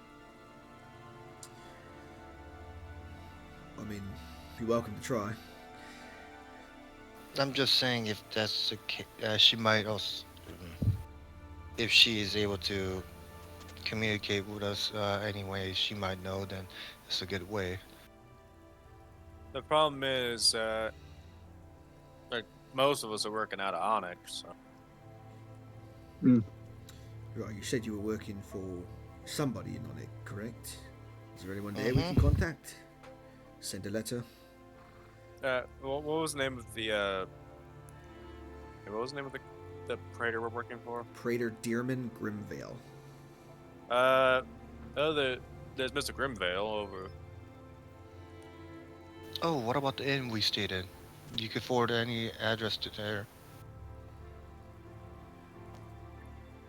Yeah, we stayed in Onyx, or talking about here?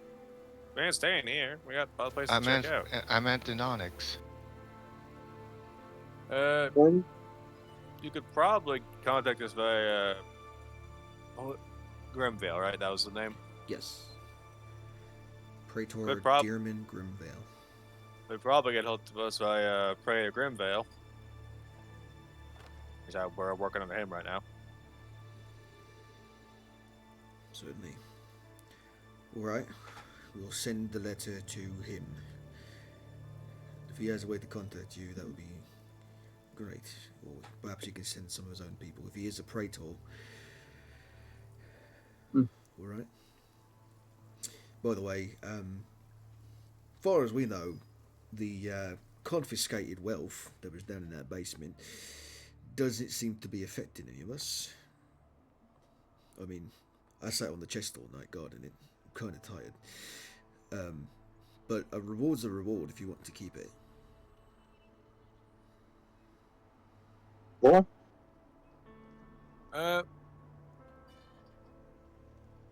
Probably wouldn't. Yeah, if it's not too much trouble, I wouldn't mind us taking it, because doing this kind of stuff ain't exactly cheap. You've done more than enough for the town. I think that this evidence can be released at this point in time. He gestures over to the chest in the corner. Each of you get 400 gold. Ooh. Nice. I'm assuming 400 total, not per. No, 400 per. It was 400 1600 each. gold in that chest down in the basement. 400 each. Nice. Ooh.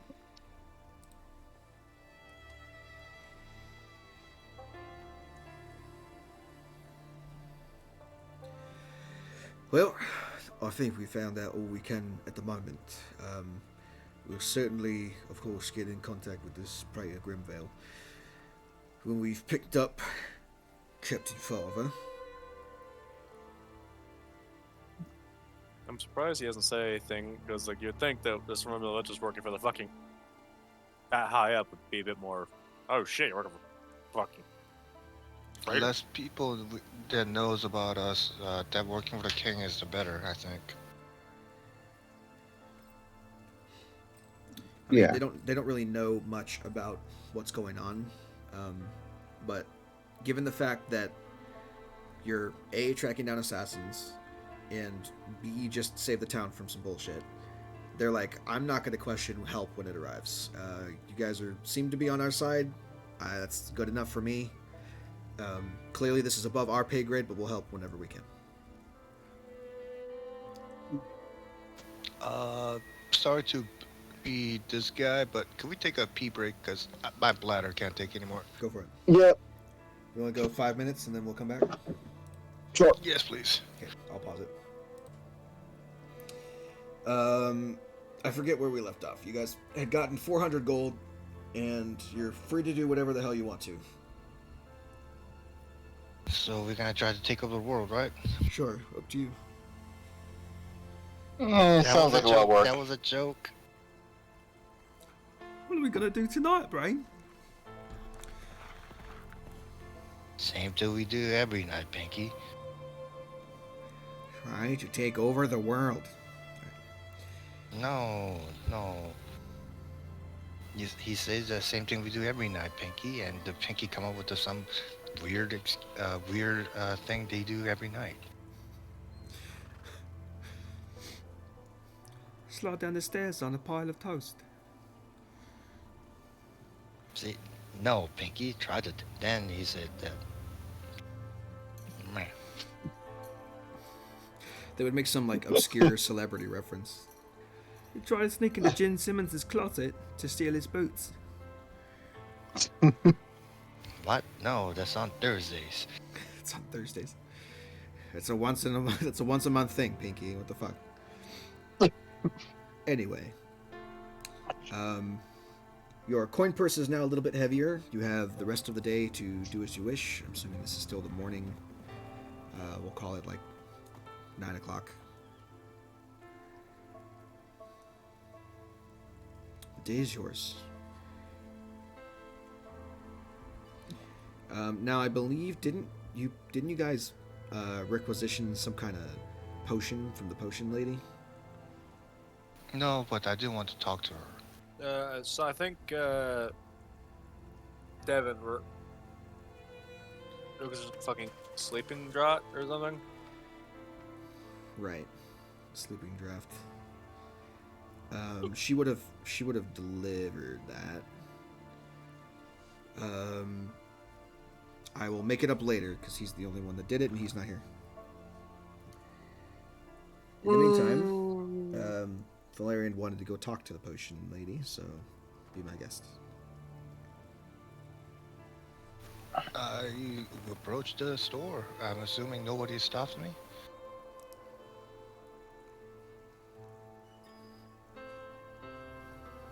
Nope. Is anybody else coming with me or no? Sure. Galay will Yeah. pick up his potion, I suppose. Because we also haven't found that market we were quickly looking as they were going before.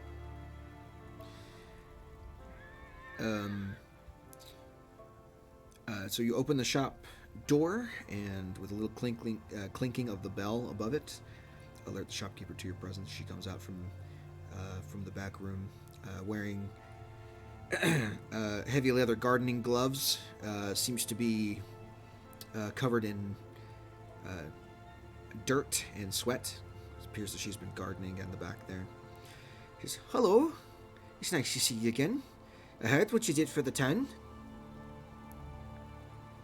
Uh, I mean, yes. Fine bit of work, that.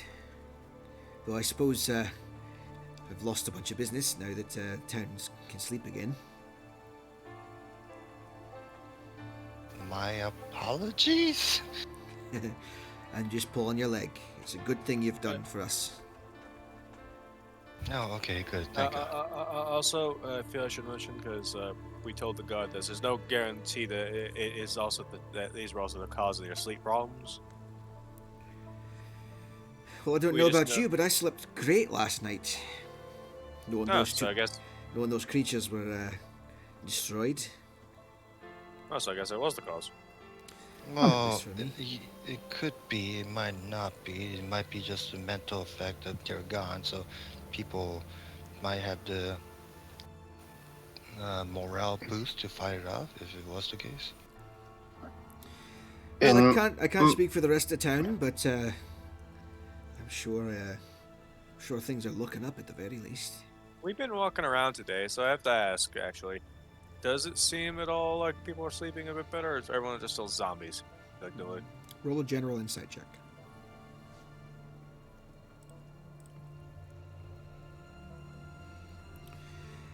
I mean, people who are up at the crack of dawn don't exactly look spry, but they're no more tired than they were yesterday. In fact, some of them seem to be at least a little bit more animated.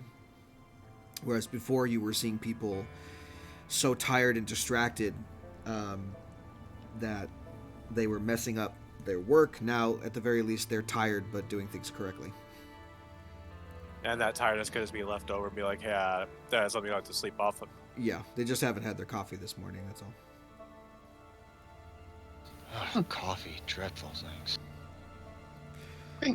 Coffee's an imported delicacy. indeed. Well, I guess that it was the cause. I have no idea what the hell those things are, so I have no idea if they just like make it hard to sleep if you're nearby. Well, if anyone's having trouble sleeping, I've certainly got plenty of brew left over. Now, down to business. What can I help you with? I was wondering, are you versed in the magic? I know a little bit. Not as practiced as someone from, say, the academy, but I've got some tricks up my sleeve. I was wondering if you know how to do ascending. Sending. I can message people, but depends on the distance. Yes, we're hoping for. I was hoping that you know how to do sending. That way, if the guards ever come up with more information, they could relay it through you. It's more reliable and faster and more secure. I'm afraid not over that distance. If you're talking about out of town work, I've been able to message people across the way, across the courtyard, that their requisitions are done. But other than that, I mean, I still have to walk across town to get some of the sailors their stuff from time to time. I'm afraid I don't have a longer range messaging system. Though if you need someone with a green thumb, I've got your back there. No, sadly, like I said, I was inquiring about to see if there's anybody who knows how to do the messaging spell for the purpose of guards. Unless my companions here have your services. I do believe you had a potion, my friend, gesturing to Gully. Have that in the back for you. Hands him a vial of this kind of like dark navy blue liquid, almost like, you know, those videos online of like an alcoholic drink that looks like a really opaque, swirly, glittery mixture. Looks kind of like that. Like they put some kind of fucking dye in it to make it look like a cloud of glitter and dust instead of a drink. Oh God. It's like this navy blue thing with little flecks of white in it. It says that'll put you out for the night. Just make sure you drink it and have nothing to do for the next 8 hours. What happens if you need to get up from it? You're gonna be hard pressed. The potion's pretty strong. Figured we need it. Got it.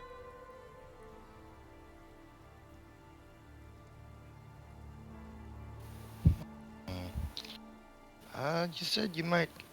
There might not be need for much of these potions anymore due to the what happened last night. Aye, there might not be much of a demand for it. With that knowledge, would you be able to sell some of them to us at a discount? Sure. We've no qualms with that. You're heroes around here now. What say 20 gold per. And how many of these do you have? Well, I've got a whole brew. I've got probably 20 vials in the back.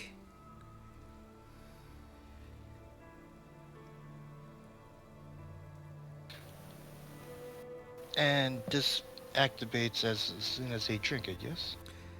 Aye, it's you drink it down, and within about a minute and a half, you'll fall asleep for a solid 8 hours. Hmm.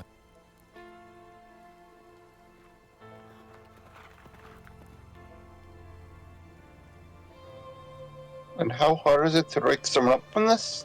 Very hard. Remember I asked It's pretty hard. I mean, it can be done, especially if you use magical curative. But Okay.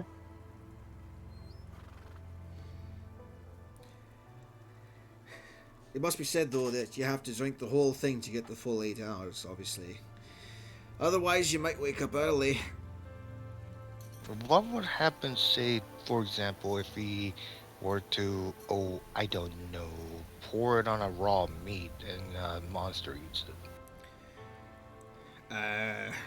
Monster Hunter out of it, head ass. I mean, that's not what it's for, but you're welcome to try, I suppose. Like I said, they need you to drink the whole potion to make it work for that long, so I would assume since it's being poured over meat, it would have less of an effect.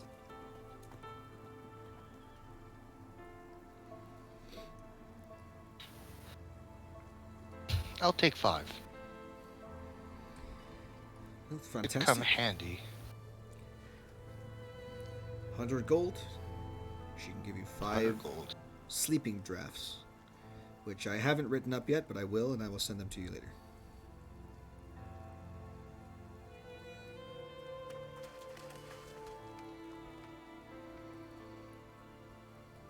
Okay, I had to give her the 100 gold and put away the potions. A pleasure doing business. Likewise. Shame that you didn't have sending. Not everyone's as studious as other people.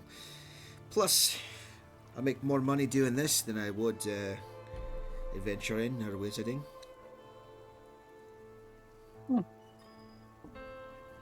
And just because they went to academy doesn't mean they all know how to do sending. Also true.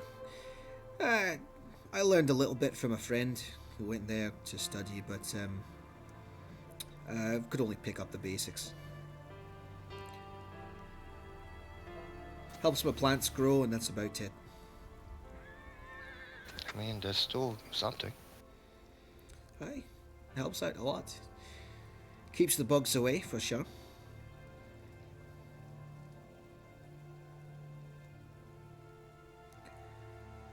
Now, any other business I can help you with? Do some adventurers like you need some potions for the road? I have healing potions if you like. How much are those, if I may ask? For you, my friends, I'll give you a discount. Same as the sleeping drafts, 20 gold. I'll take 4. Take 5. Fantastic. Pay up and hand it to her. Yep. And she will go in the back and retrieve the necessary healing potions. Oh, you've almost cleaned me out. I got one left. If anyone wants it. What was it? Sorry. Normal healing potion. Discounted to 20 gold instead of 50. How many does she have left? 1. Not that. Alright.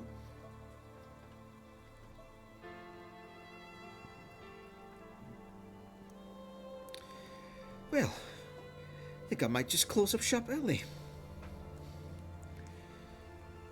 I mean, it's just a good reason to celebrate. It'll certainly give me more time to garden today.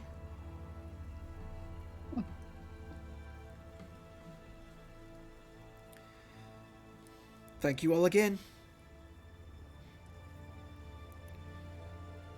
Yeah, then off we go. Off the goal. Cool. What is the next course of action? That is a very good question that I don't have an answer to.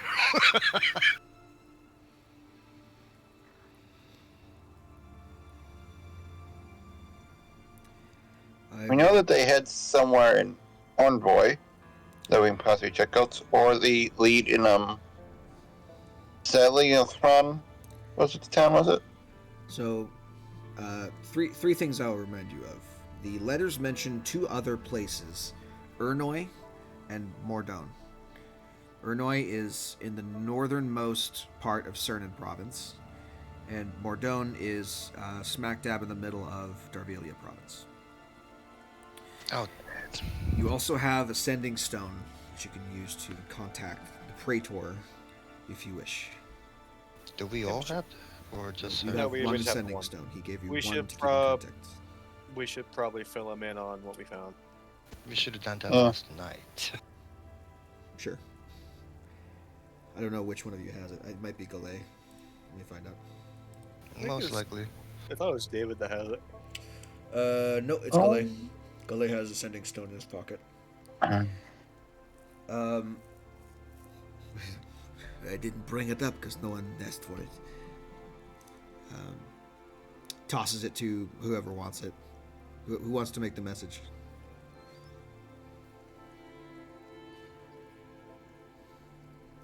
Whoever has Ascending Stone, they should do it. Just for the hilarity, I want to see what they say. Alright, so I'm doing it then.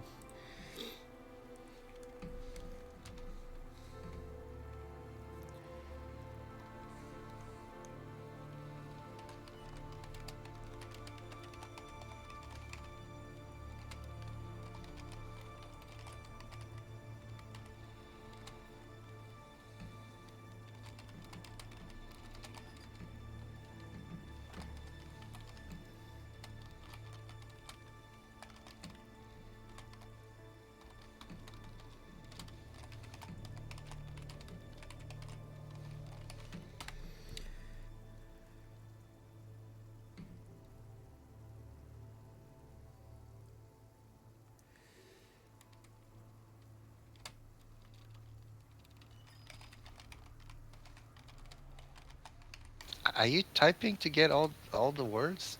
Yeah. Oh dear lord. I'm making sure that I count here.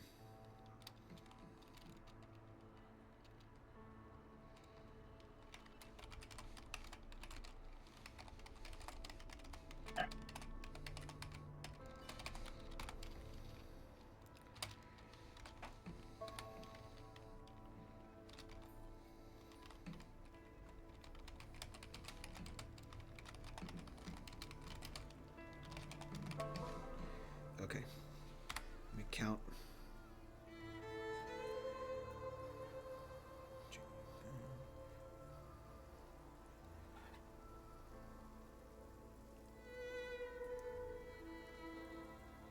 Okay, I'll be right back. Sorry, but I still need to fucking eat something. I haven't had the chance yet. I'm just gonna make it some toast.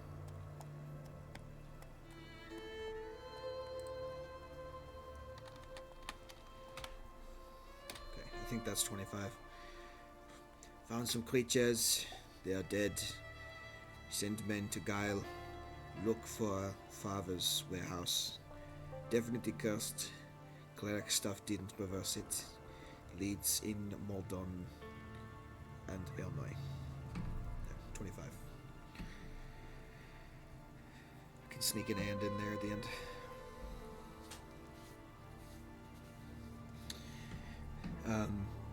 He pauses for a second, looks up at the sky, seems to nod his head.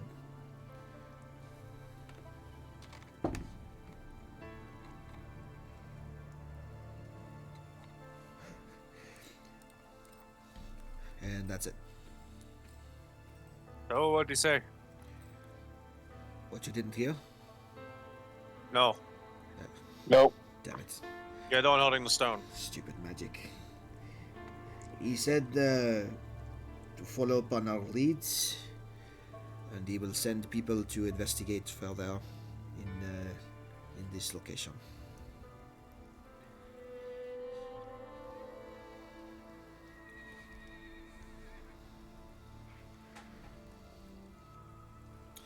Says he learned the name of the blue-skinned woman from poking around. Ursula Redshore. Didn't we already know her name? No. She was only ever referred to as the Red Tide. Her actual name is Ursula Redshore.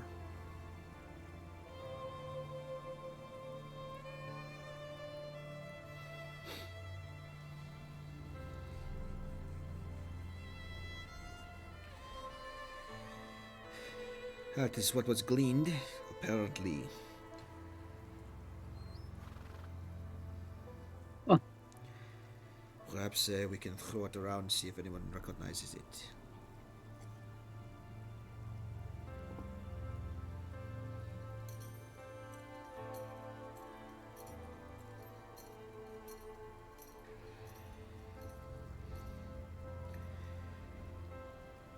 Have any of us heard that name before at all? No. This would not be a familiar name to any of you.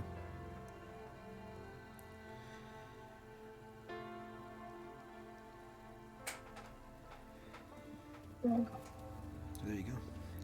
I'm going to pause again for 30 seconds. I got to go answer the door. I'll be right back. Okay. Apologies. My bad. Is Jay back yet? Yes? No? Take that as a no. What are you guys doing now? Oh, we've investigated all we can here, so I probably should head out. Probably should head to Illinois. Alrighty. So, regaining your horses and packing up your camp, which I believe you still had left out in the outskirts of town. Guys, begin your journey along the road once again. I'll leave it up to you. Guile does not have a road that intersects with the main road. Like from here to here, there's no road. There's open wilderness. So you could cut through the forest and save yourself some time, or you could take the road, which is much safer, to head up to Illinois. No reason to put ourselves at any added risk. Just follow Yeah. the road. Okay. So it's a journey of 5 days. Somebody go ahead and roll me a d12.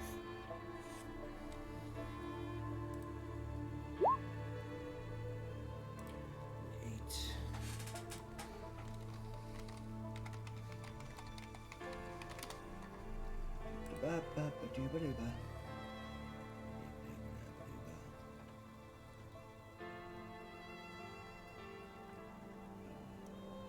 Oops.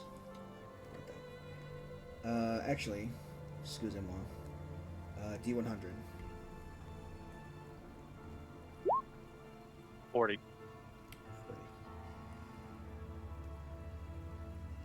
Perfect. So, for the first few days of your travel, it is essentially it's smooth sailing, light clouds, not really a threat of rain, so it's really not a miserable time at all. Traveling up through this region here, you don't really pass anybody on the road.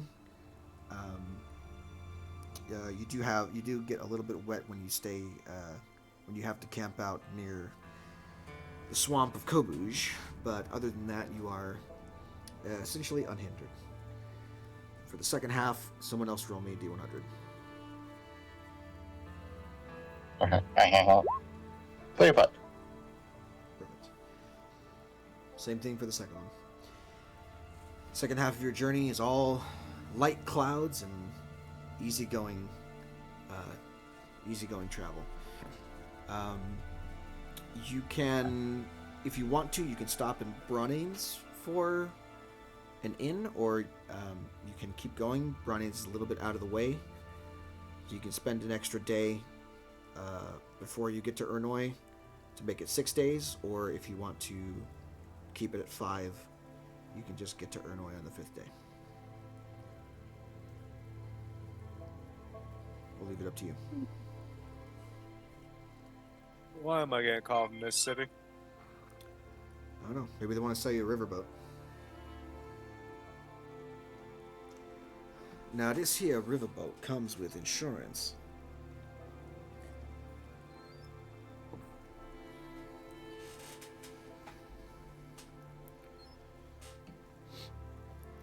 I will leave it up to you guys. I think it will be best if we continue.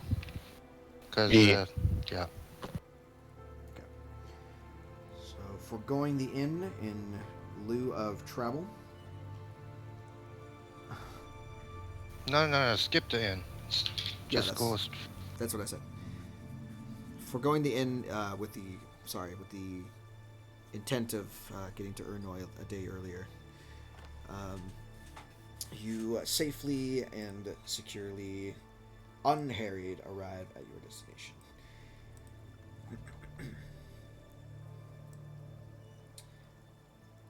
At first glance, riding into town, the town of Ernoi seems like a welcoming place for travelers to settle in for the night.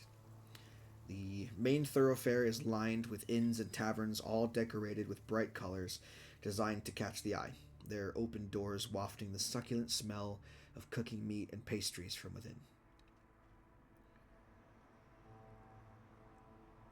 Now, what is everyone's passive perception?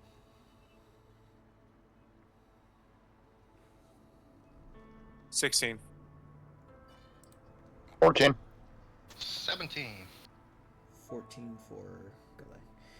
So, Darius and Valerian. Both of you, however, the closer you two look, the more apparent the decay of this place becomes. The paint on several of the buildings, while still eye-catching, has begun to chip and peel in places, revealing rotten wood underneath. The air, which is filled with the scent of supper, also carries with it the underlying stench of raw sewage. And this is where again? Ernoi. Oh, I'll move you guys damn, up. there's a shithole. Got it. Yeah, Ernoi is kind of... Well, it's initially very pretty, but when you look closer, it's not quite that. It's gilded in gold, not exactly made of gold. Yeah, it's gold-plated shit. Still smells like shit, but it's gold-plated. What you originally thought was two boys playing in the street turns out to be a fight over a loaf of bread. The townsfolk you pass on the street often have gaunt, sunken faces, and wear clothing that appears to be oversized upon closer inspection. Malnutrition. What the hell's going on in this town? Well, Good be something similar that happened after the other time.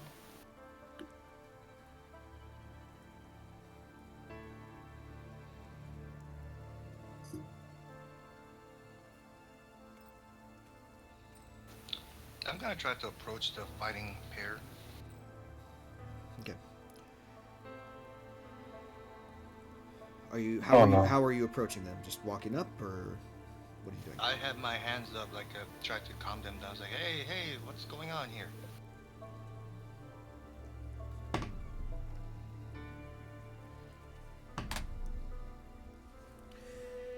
The boys are stop fighting for a second and look up at you, kind of scared, frightened. This random stranger approaching them. And one of them just says, Well armed. one of them just says, "He stole my bread." The second one says, "I was hungry."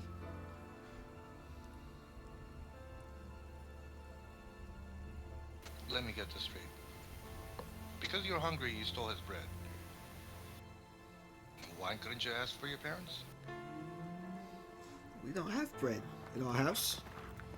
Not anymore. Mom and Dad said we need to cut back and save the food. I was just trying to get some bread for them.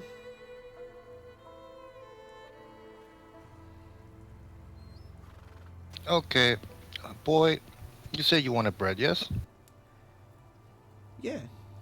And the other boy, you obviously don't want the one bread that's stolen. You want a fresher one, so it's not, gunky, right? Well, yeah. How about you guys? I'll buy both of you bread fresh if you work for me. Make a persuasion check. What do you plan? Haha, dice fucked me again. No, stop. Okay, here's the tip from me. Stop using the macros. One of them says, "It's my bread. I'm taking it now," and he runs off into the alleyway. The other one says, "Okay." He rolled a natural one. Says, "Okay." All right. Well, first, since I don't want you to be fucking talk while you're working for me, growling stomach. Here, I give him one of the trail rations. Okay. Takes it and greedily stuffs it in his mouth. He's clearly very hungry.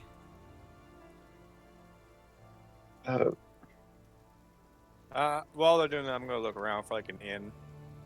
Yeah, there's inns all over the place. There's a number of inns and taverns that are set up basically across the street from each other, just like various saloons. All of them seemingly having some kind of food cooking at this point. I'm gonna. Which one of these looks the least gold-plated on the rest, effectively? Like the batch is the least shit. Sure. There's a building called the Gold Coast Saloon. That is probably the least fucked in terms of outward appearance. Alright, I'll go into that one. Okay. In the meantime, while you do that, what is Valerian doing with this child? After he greedily scarfed down your bread. First, I give him some water so he doesn't fucking choke. Yeah, he's Popeye's immediately biscuit shrivels with up like no a drink. raisin from eating a fucking saltine cracker. Popeye's biscuit with no drink. Yeah. As when he's coughing and choking on the as he's drinking that water, I just awkwardly reach over, pat him on the back, say, "There, eat slowly." After almost drowning himself, he looks up at you and hands you back your water skin and says, "Well, thank you. I really appreciate it." No, don't thank me. You gotta work for it. And depends how well you work for it, you'll get a lot more for your family. How long? So it's simple. You, I ask you a question, you tell me the answer. That's it. That's all you have to do. Okay. How long you lived in this town? Long as I've been alive, I suppose. I'm 10. So at least 10 years. Excellent. Has town always been this?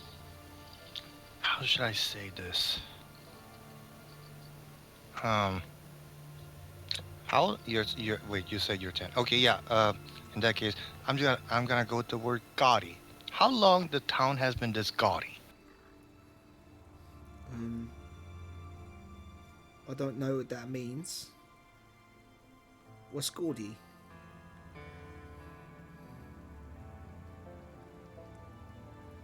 Just say it looks like shit, man. Like, he's a kid. He's not gonna care. It looks like everything is fake and try to attract people in. That's what I mean by gaudy. It's very poor taste in decorations. We get a lot of travellers through town. My mum and dad own the inn down the road.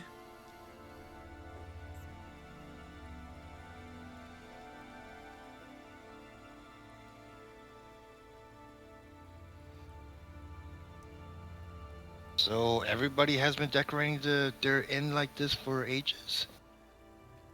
Nods his head, yes. Ever since the travellers been coming through town, a lot of people been advertising keep them in the inns. I helped my dad paint the outside of our inn. He says to attract customers.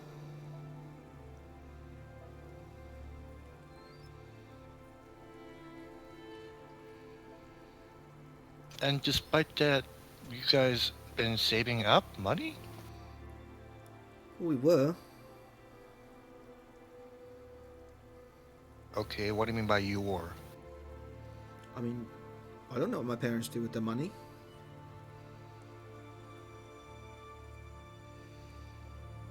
Okay, I step back. Which one of this is your parents' is in? It's that one.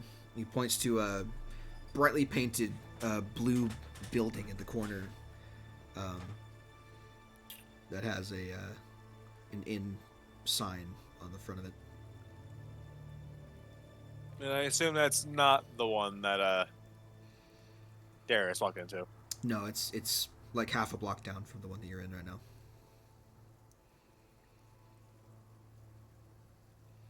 Too far away to see what it's called on the sign, but you can go investigate. At least it's not gaudy and fucking gold plaster. At least, right? It is painted a shade of bright blue to attract eyes. Okay, thank God. Yeah, I'm gonna go over toward there. All right, let's go see your folks, kid.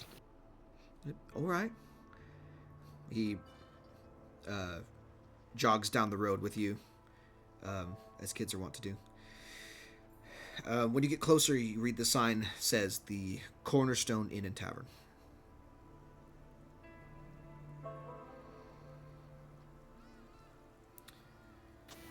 What's the door situation like? Is it double swing or is it just a big door? What's going on? It's kind of an interesting setup because it's set up on the corner of a street at a T intersection. The door is kind of like on the corner, so you go inside and it opens up, and it's like a triangular shaped room with a bar along the back, and then various tables spread throughout. On the right hand side of the door, when you walk in, there's a staircase that leads to the upper floors, and you can see that currently working on a pot of some kind of stew is kind of a heavy set older woman, probably in her early 50s. She's got some gray in her hair, who's currently stirring the pot with a big wooden spoon.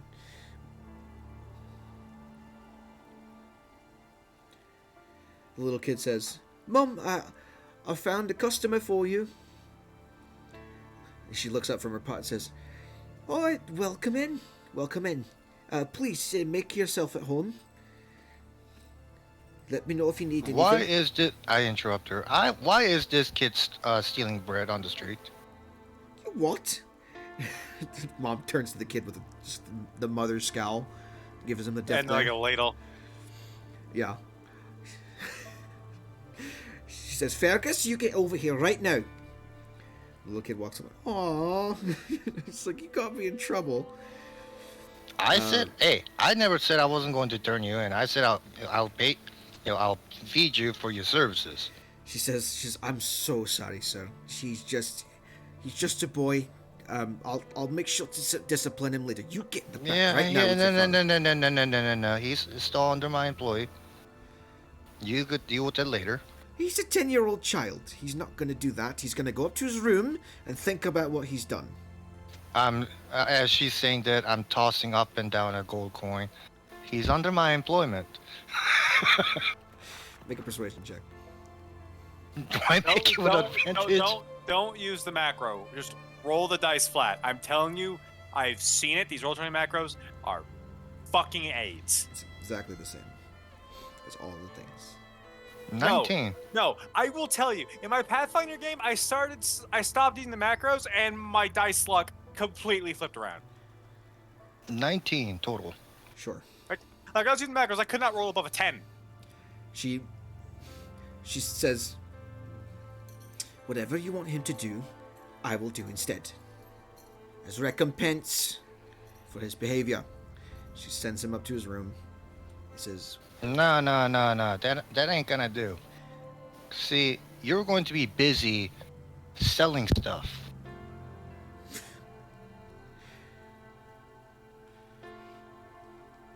Couple minutes for a date. I mean, you just banned for a bunch of food and water on the floor? Yep. Well, not on the floor, like on a counter. It says on the counter ground. table. Yeah.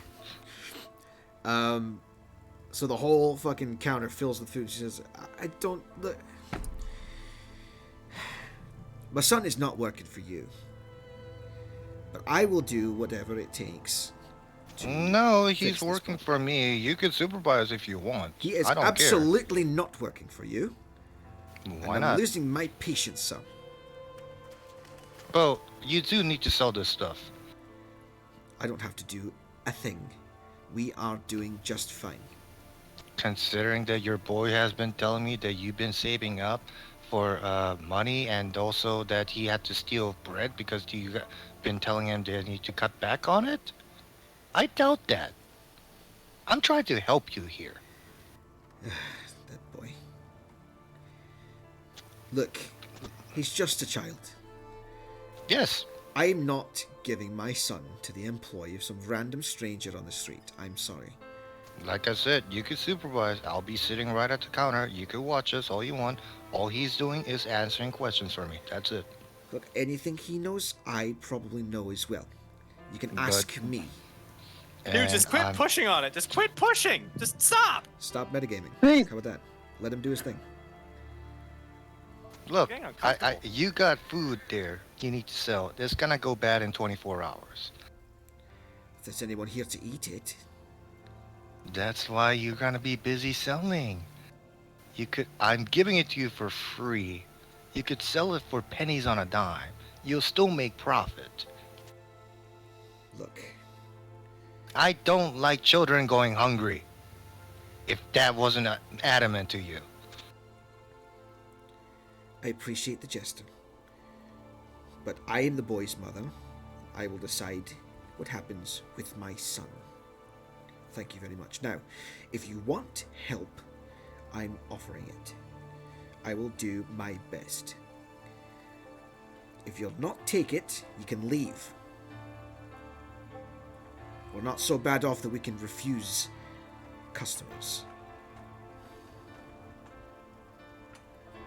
Especially rude ones.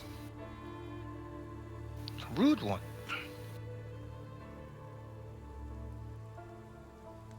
Oh, one more thing. Since you were talking all this. He didn't steal the bread from me. He stole it from his friend.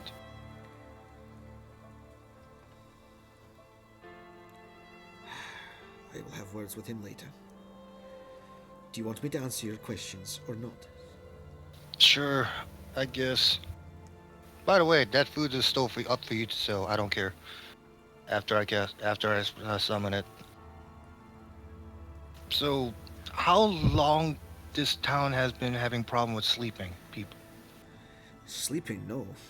We've not have problems sleeping. Really? No, the town's main problem right now is thievery. Businesses and homes have been stolen from over the last 2 weeks. Maybe a little bit more. What do you mean? What do you mean business stolen? How do you steal a business? No, they've been stolen from. Oh, I mean, we've been hit. The neighbours across the street have been hit. Lost a good chunk of our savings. We have the guard trying to find out who the thief is. There's a curfew in town. No one's allowed out after dark.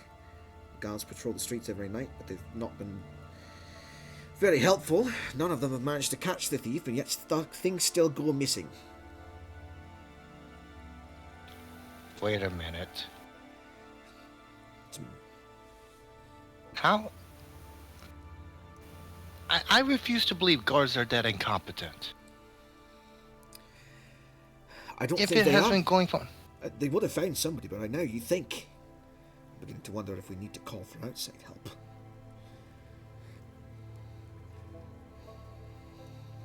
I look over, lean over and see what the hell she's been cooking in the pot, by the way. It's a very simple meat, potato, carrot, onion stew.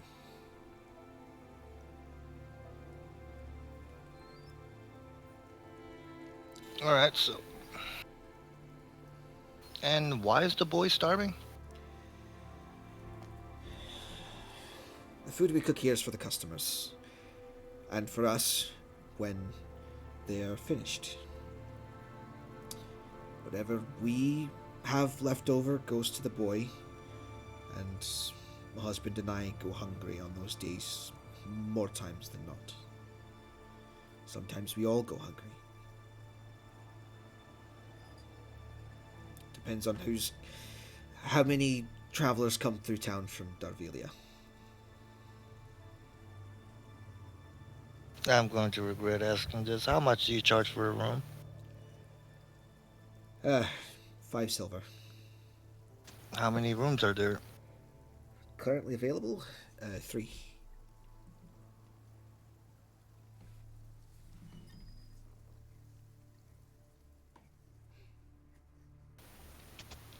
Three silver per room, and the room has locks, has beds, everything, yes? 5 silver for a room. Each room has a lock and a bed. And a chest to keep your stuff in.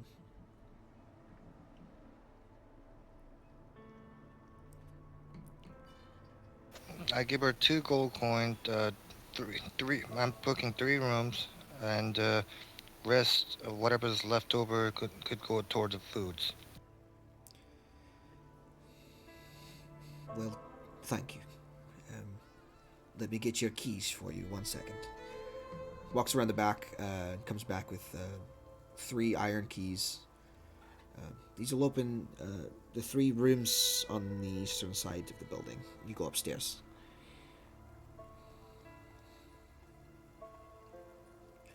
Not quite the ocean view, but they'll do for the night.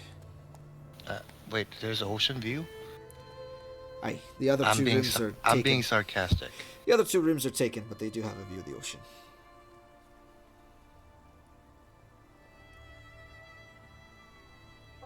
Alright, so where is the local constable, whatever what is it around here? Sheriff? Guards? Guards, local garrison. Yeah, where are they at? You'll have to go further downtown. Follow the main road, and then take a left when you see the gaudy green building. supposed to be the butcher, but they packed up and left last week. Then how are you guys getting your meat? We have other suppliers, and there's a lot of travelers that come through town, so trade. Oh, jeez. All right. I'm probably gonna have more questions later.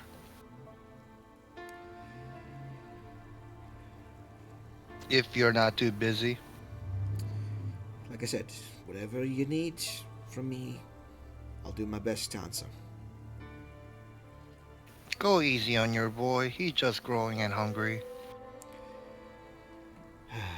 Thievery can't be the way to go about your business. Oh, It no, is I to get that. I'm it. just saying just go easy on him. That's all I'm saying. I'll do what I can. Thank you again for the patronage. Yeah, but seriously, that stuff on the counter, that's gonna go bad in 24 hours, so.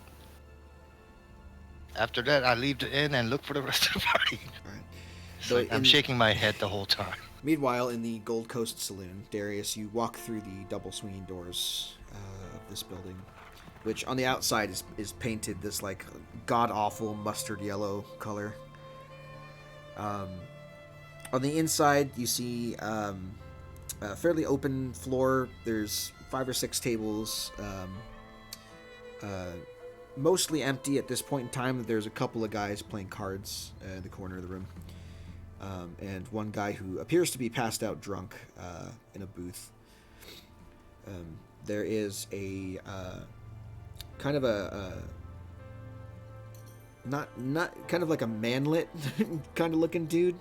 Like he's basically like 5'6", half elf, but he appears to be in really good physical shape. With rounded spectacles and a short mustache. Notices you when you walk in. Says, "Oh, hello. Welcome to the Gold Coast Saloon.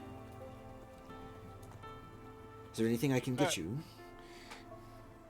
Yeah, howdy. Jay's gonna take a seat at the bar. What you got? I'm trying real hard not to do Scottish. Well, we have some of the finest imported Netrine mead, still kicking around in the barrel over there. If that doesn't work out for you, then we have standard fare, ales, meads.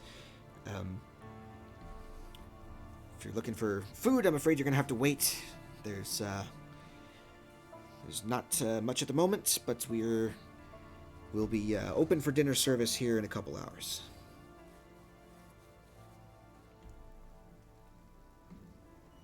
I got a question. If you can get me something to drink while we talk. Sure. Top shelf or standard fare? I'll put a gold on the counter. Oh. Big spender. I like it. Takes the gold and flicks it into his pocket. Goes over to the bar and pulls out from underneath what looks like kind of this dark brown bottle. Manages to pull out the cork and pours you a tall glass of what appears to be whiskey. Slides it over to you at the bar. Here you go, friend. That and the bottle are yours. Good to know. My first question for you. Is there a reason why this town seems to be struggling a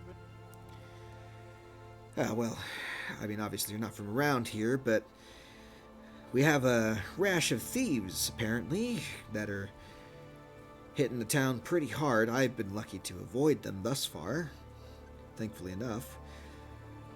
But my neighbors aren't so lucky. People have had all sorts of stuff stolen from them. Though you ask me, what's really killing this town is the rat infestation. Little buggers are getting everywhere, and we don't know where they're coming from, really. We had a couple of exterminators come into town, and they're supposed to arrive here any day now. Rats and Thieves, huh?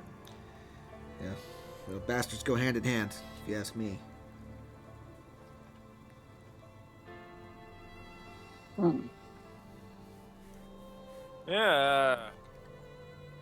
Seems a lot of times they had some problems here and there. We just came up from around Solophone way.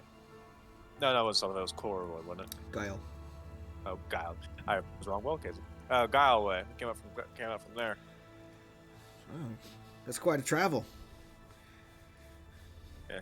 They had people that were their whole town was having a problem. They half of them, most of them, get a good night's sleep, save their lives. Yeah, well, every place has got its problems. Guess this is just ours. Well, while we're in town, might as well look in. Who knows? Might be able to sort that out. Yeah, feel free. If you can catch those thieves, I'm sure there's a bounty for them. Honestly, given who currently has the crown right now, I'm surprised thieves are doing much anything. Yeah, I heard about that. It's a nasty bit of business. Just current king. I'm trying to remember. Ursula. Percival. He was in Zetmorvis, right? Or was he? He was not really, he was the prince of Zetmorvis province. He was put in charge of Zetmorvis province. Now he is the king of Onyx, so he's in charge of everything. Some of the rumors I was hearing is Zetmorvis. I would hate to be a thief. I'd hate to be a criminal right about now. Well, hell, with all the crap they've stolen from businesses and good folk around here, I hope they get what's coming to them. To be honest, this town thrives on trade. We don't have any money, not a lot of trading to do. Yeah, I noticed. When I was on my way here, saw a couple kids fighting over a loaf of bread. That ain't right. That ain't right. I'm inclined to agree with you. He refills your drink, puts the bottle on the counter. That'll be all? Are you just here for a drink, friend, or staying the night? How much for a room? For a couple, actually. Rooms are 7 silver apiece. Get you a nice warm bed and a place to store your stuff for however long you need it. Let's see, we need 4 rooms. I'll put another 4 gold down on the counter. Keep change. Oof. Heavy tippers. Keep me alive, good friend. And he sticks the coins in his pocket, and from the other pocket on his apron, he pulls out a ring of keys. He takes off 4 of them and says, I'll give you guys the 4 corner rooms. All the way at the end of the hallway down 3rd floor. Best view in the house. I have a question if you don't. Oh, sorry.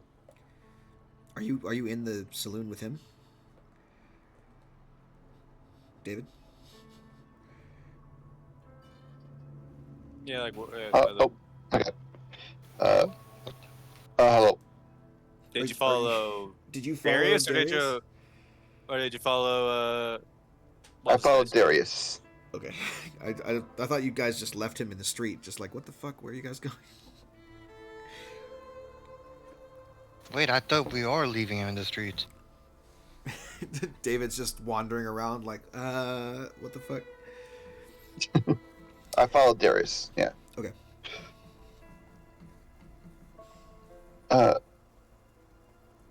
You said you had the problem with the rats. So do you know where they're coming from? No, I mean, a lot of people have found them in their cellars recently. Had to throw away a lot of good food just for fear of plague. Can't serve that to customers, obviously. Hmm. Thankfully, not a lot of locals. So, as long as the word doesn't get out that they're rat infested, the travelers are none the wiser. Shady bit of way to do business, but hey, do what you can to stay afloat, I suppose. Okay.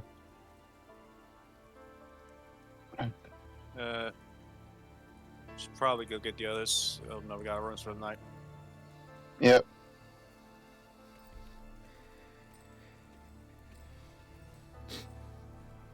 Let's go. Thanks for the patronage. Come back if you want another drink. Jibs thumbs up. Yeah, I still no, I carry take the bottle with me. Since I did pay for it. Hey, it's your bottle.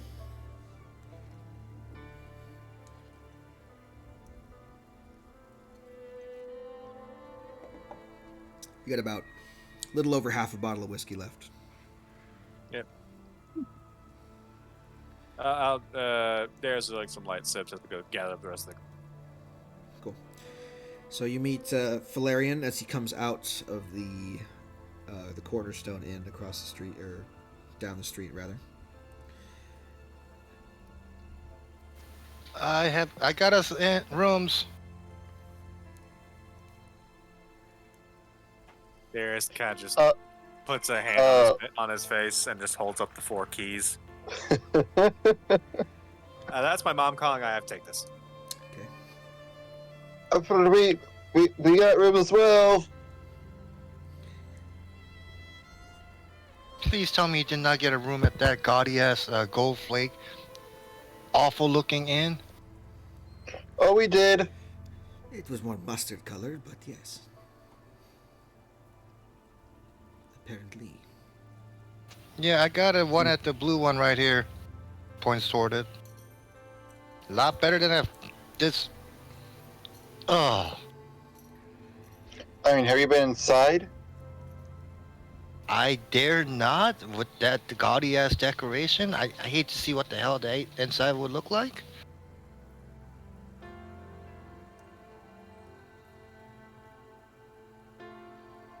I don't know. It smells the least bad, so I'm staying there. Well, the place I stayed at didn't have any smell at all. Mm-hmm. Other than stew. Well, I already paid for the food and the board, so if you want to stay there, be my guest. If you want to stay at the one I booked, that's good too. Your choice. anyways. Have you ever heard of the thieves or the rats? Thieves, yes. Rats, no. Rats causing problems or thieves? Do we want to do something about them? I'd rather take care of the thieves over rats. Mm-hmm. Look, the book, the inn I booked at, the kid is fucking going hungry because of the fucking thieves. I think that's more of a bigger problem right now. Yeah, but the rats can bring plague. And that Yes. could be just as bad. If we have time, we could do both. But right now, I think we should think about taking care of the immediate threat because the guards are fucking incompetent. Apparently, they've been at this for 2 weeks. 2 weeks? This all happened in 2 weeks? Well, according to Jeez. the innkeeper I talked to, it started about 2 weeks. Fair.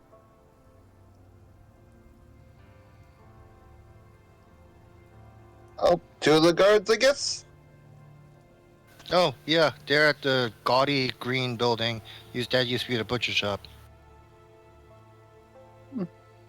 Okay.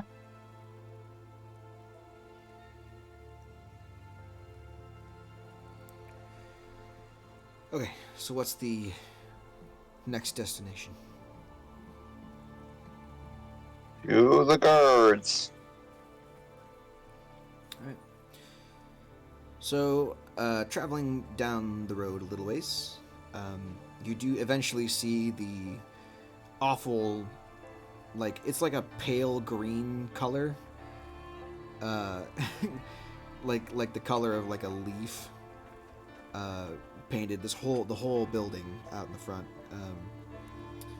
which has a sign out front that says butcher shop that what would normally be a butcher, except that the door is boarded up on the front. There's a sign that's hanging there that says out of business.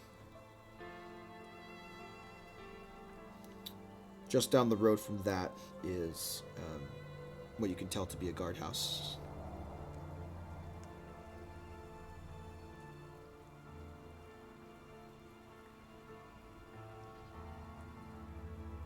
I politely go and knock on the damn door. Of the guardhouse? Yes.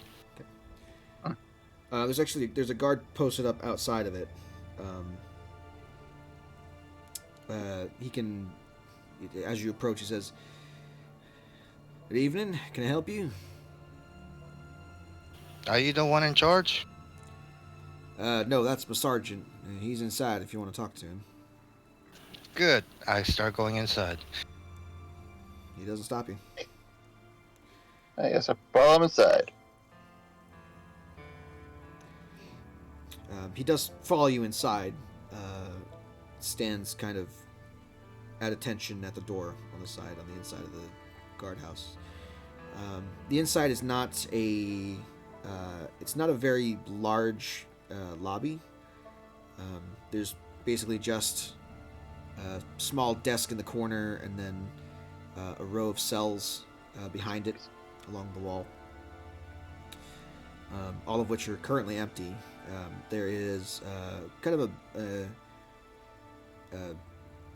high 30s, low 40s aged human man wearing the same guard tabard as the other guard. His helmet is placed on the desk next to him, and he's currently writing a letter with an quill and ink as you come in. Alright, I'm back. What I miss? You guys have traveled to the guardhouse and are about to speak to the sergeant in charge of the guards.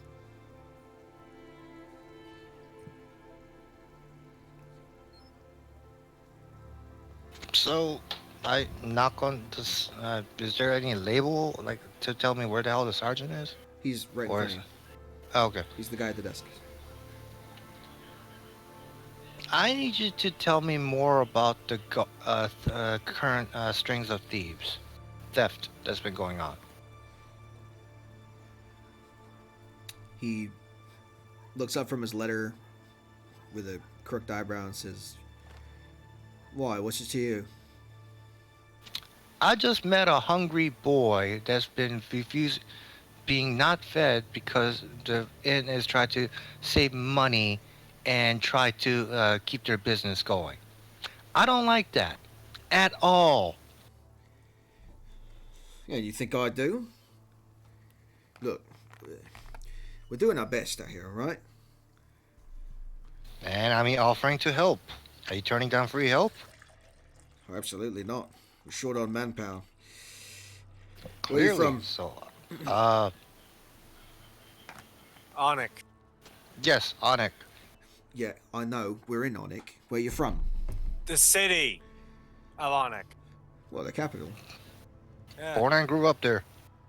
Well, born there at least. Not too sure about the grew up part. House was weird. Well, I don't need a life story. So you're from the capital. Were you sent here by anybody? Are you the exterminators we've been asking about? No on the exterminator. Yes on sent by somebody. No, we're just crossing the path. Well, far be it for me to turn down wandering travels in need of work. Currently, there's a bounty out on these thieves. Not sure exactly what they look like. No one's managed to spot them, but they've found a lot of stuff missing in the last 2 weeks. As far Like as we can what? tell, they don't really leave a lot of trace. Anything from coin to food to bits and pieces of furniture, sometimes jewelry. Furniture. Yeah, someone's couple of jewelry boxes been stolen. Bar stools. Somehow they made off with a barrel. one of the first weeks before we really had a handle on them. And for some reason, I don't know why, it's not always relegated to just the townsfolk either. It's the passers-by, the merchants that pass through town reported stuff missing from their caravans as well. There's not really much we can do about that either. A lot of these folk are moving on. Not really a way we can contact them. Hmm.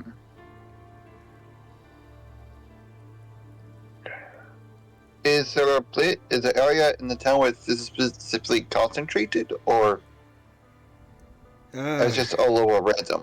I mean, some businesses have been hit. There are some that haven't. At this point, the thefts seem fairly random. There's not exactly a concentration around a specific neighbourhood or anything. Although, I mean, I suppose most of the businesses are packed around the market district.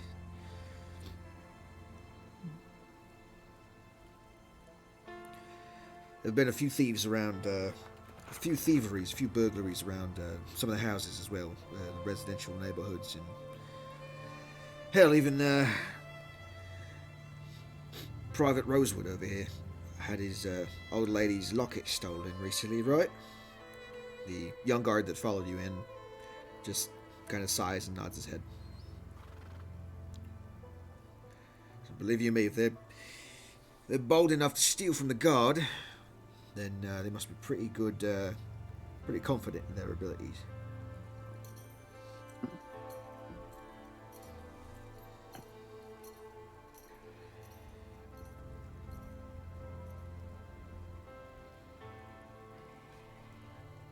So far, everything seems like shiny and food that's been stolen. Yeah, I mean, apart from, odd bits of furniture and accoutrements.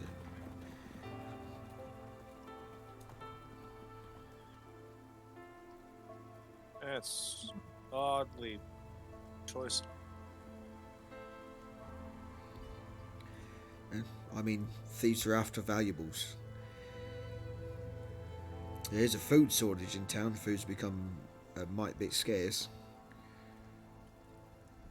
Oh yeah, go check out that blue and they have a cheap food right now. I'll take your word for it. I mean, at first I thought it was the travellers doing this, but I mean, they just steal anything that's valuable. Doesn't seem to be a rhyme or reason for it.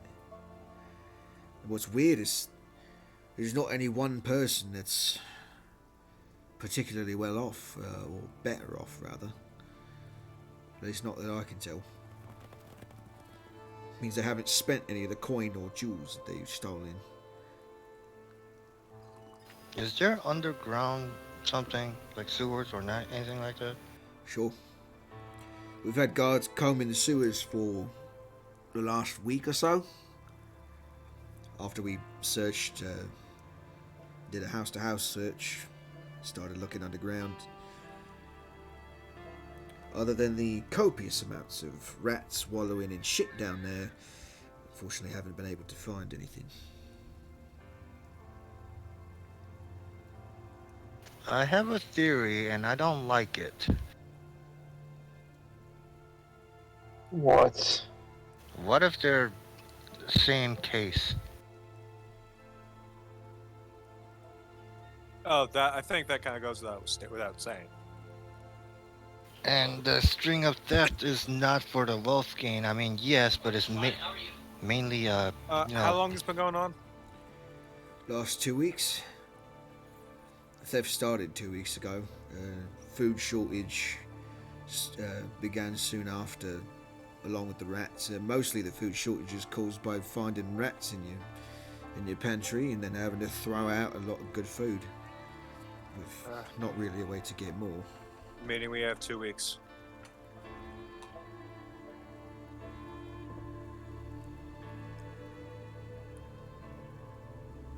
I don't Yep. think these are rats that's doing it.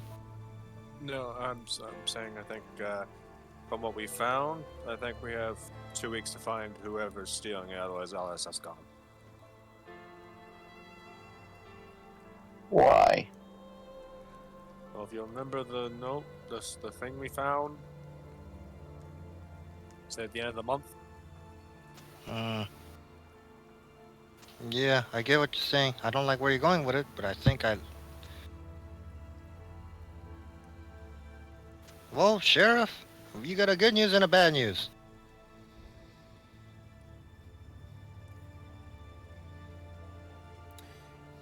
Right, thanks for that. You gonna tell them the news, or you just gonna just tell me you have news and then just leave it at that? Oh, I was going to let you finish. Oh, thanks, appreciate you. You're welcome. Just setting it up for you. Lord. Praise Pa. We think we know who's been taking this stuff, but we need to figure out. But no, do you have anyone? I know this is an odd question, but I need. Do you? Is there any fairly prominent individuals that have the initial of M?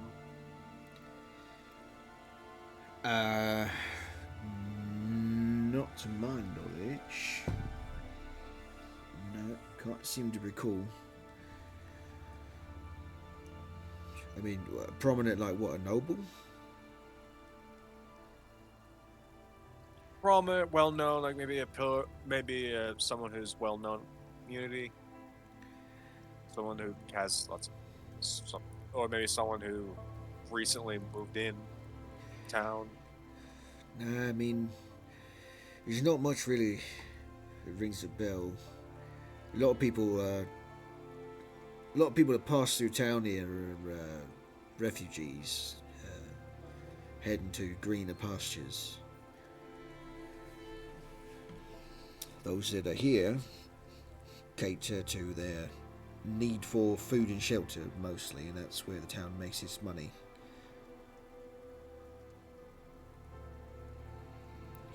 I suppose the most prominent individuals are the ones that just haven't been stolen from yet.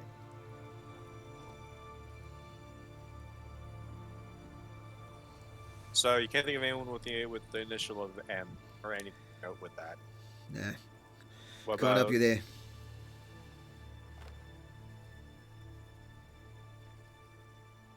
okay?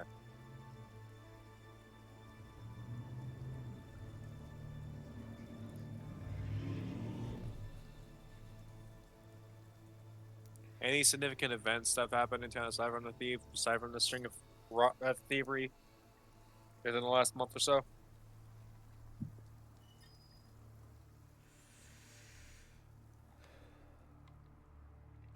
Um, I mean, not really.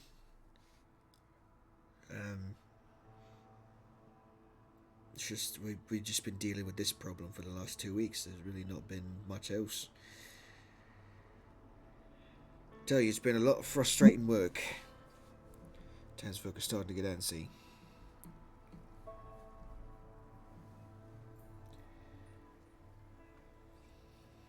Tell you what though, if you really are here to help, the bounty out on the thieves right now is 1,000 gold.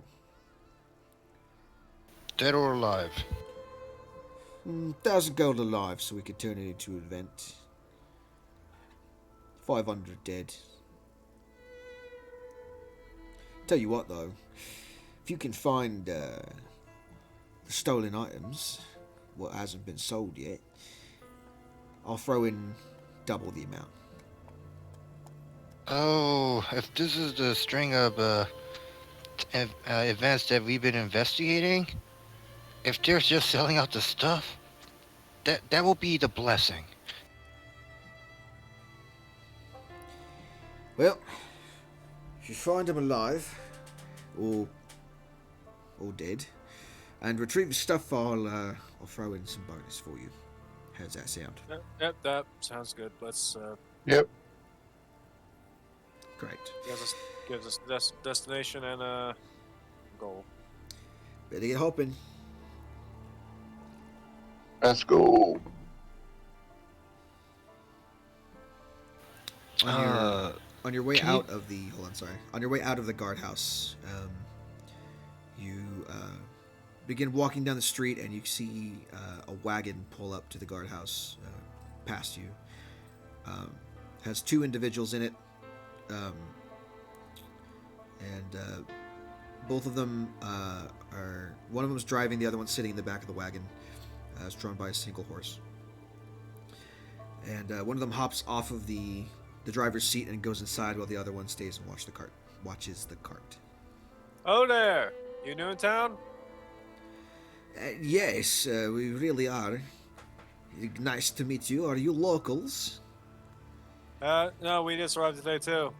We got here about an hour before you did, right? I assumed you were guards by the heavy armor and weaponry you carry. Oh Uh, no. Times like this, traveling around, you gotta have something on you. Well, we are just here to see the sergeant about the rat problem in town. Might want to be careful where you shack up for the night then. Oh, yeah, exterminators. Yes, We're hearing about. we are the Uh, best. Well, what's your name, friend? My name is Ivan. And the guy who just walked in the guard tower? It is my partner Evan. Ah. Alright. Nice to meet you. Good luck with the rat problem. Yeah, you as well. We will start trying to find the source of the rats soon, so hopefully no squeakiness in your bed tonight, yes? Unless it is with beautiful woman, huh? Ah. Yeah, that's how that goes. Bold of you to assume they aren't a girl or woman. Oh, learn something new every day.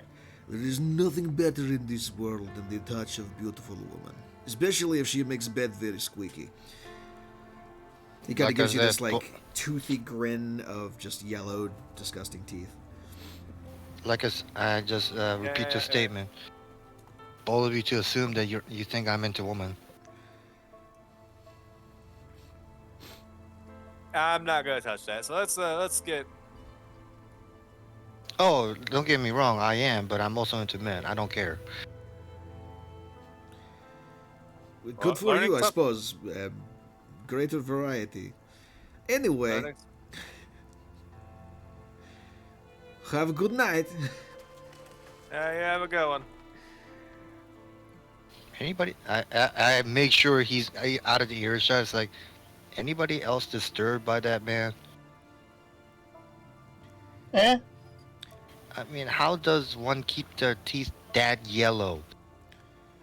He, for the record, his teeth are not looking good. His face is pockmarked and greasy. He's bald on top, but with like this like long,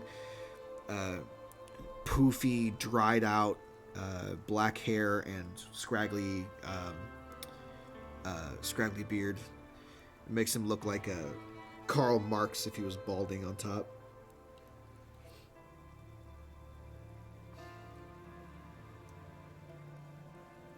I really don't like this man.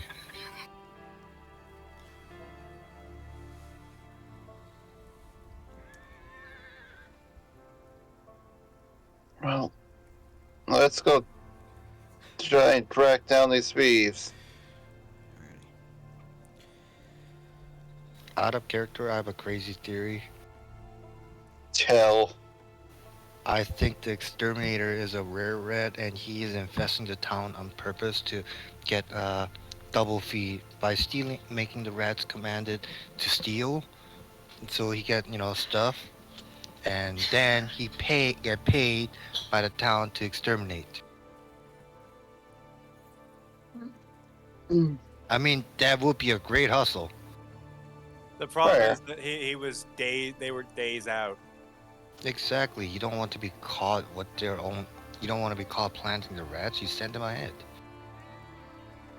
The problem is like a large enough volume of rats to matter. Them moving about there wouldn't be that many rats left because, you know, predators. Unless there's no predators. Have you seen a rat swarm ever? Yes. Have you seen some of the birds? No. I mean the actual rat swarm. I was unfortunate to witness it in New York. It is disgusting, and they don't give a rat's ass about cats, dogs, alligators, nothing. Pack tactics. There's a reason why I never intend to go to New York ever. Why? Apart from being mugged completely and random. I mean, there's You- also the fact that just like, oh hey, it it costs way too much to live there. Place has really fucked weather. It's full of pretentious people in Wall Street. Anyway, as you guys split up to your different lodgings for the night and begin to think about what the next step is for your group, Yeah. we're going to We call are it a she's session taking here. watches. Was she when I got back to the inn? Was she selling us food? She has the food kind of pushed over to one end of the counter and has put a sign up that says bread for 1 copper piece. Good. I want you to realize that tomorrow I plan on doing my best soup kitchen impression and casting the spell 3 times. Sure. Now, we're gonna end off here about halfway into the afternoon. So I'm assuming you're just like leaving your stuff in your room, and you still have half a day to go, which we will do when we come back next week. In that case, when I leave the house and the inn in the morning, I do create food and water at the same spot again. So it's pause. Up to you. I'm So saying after you still have half of a day of the same day that we just did all the talking on. Oh, okay, never mind. So if you want to go like just meander around until the next day, you can, but you still have another 6 hours before it goes dark, and then it's nighttime, or not dark, but you know what I mean. Like people go to bed, etc., etc. Curfew, quote unquote, is in place. All that fun stuff. Yes. So we will pick up with that again next week or hopefully next time we play for episode 50 of Shattered Earth. In the meantime, I'll see you guys later. Bye. Bye.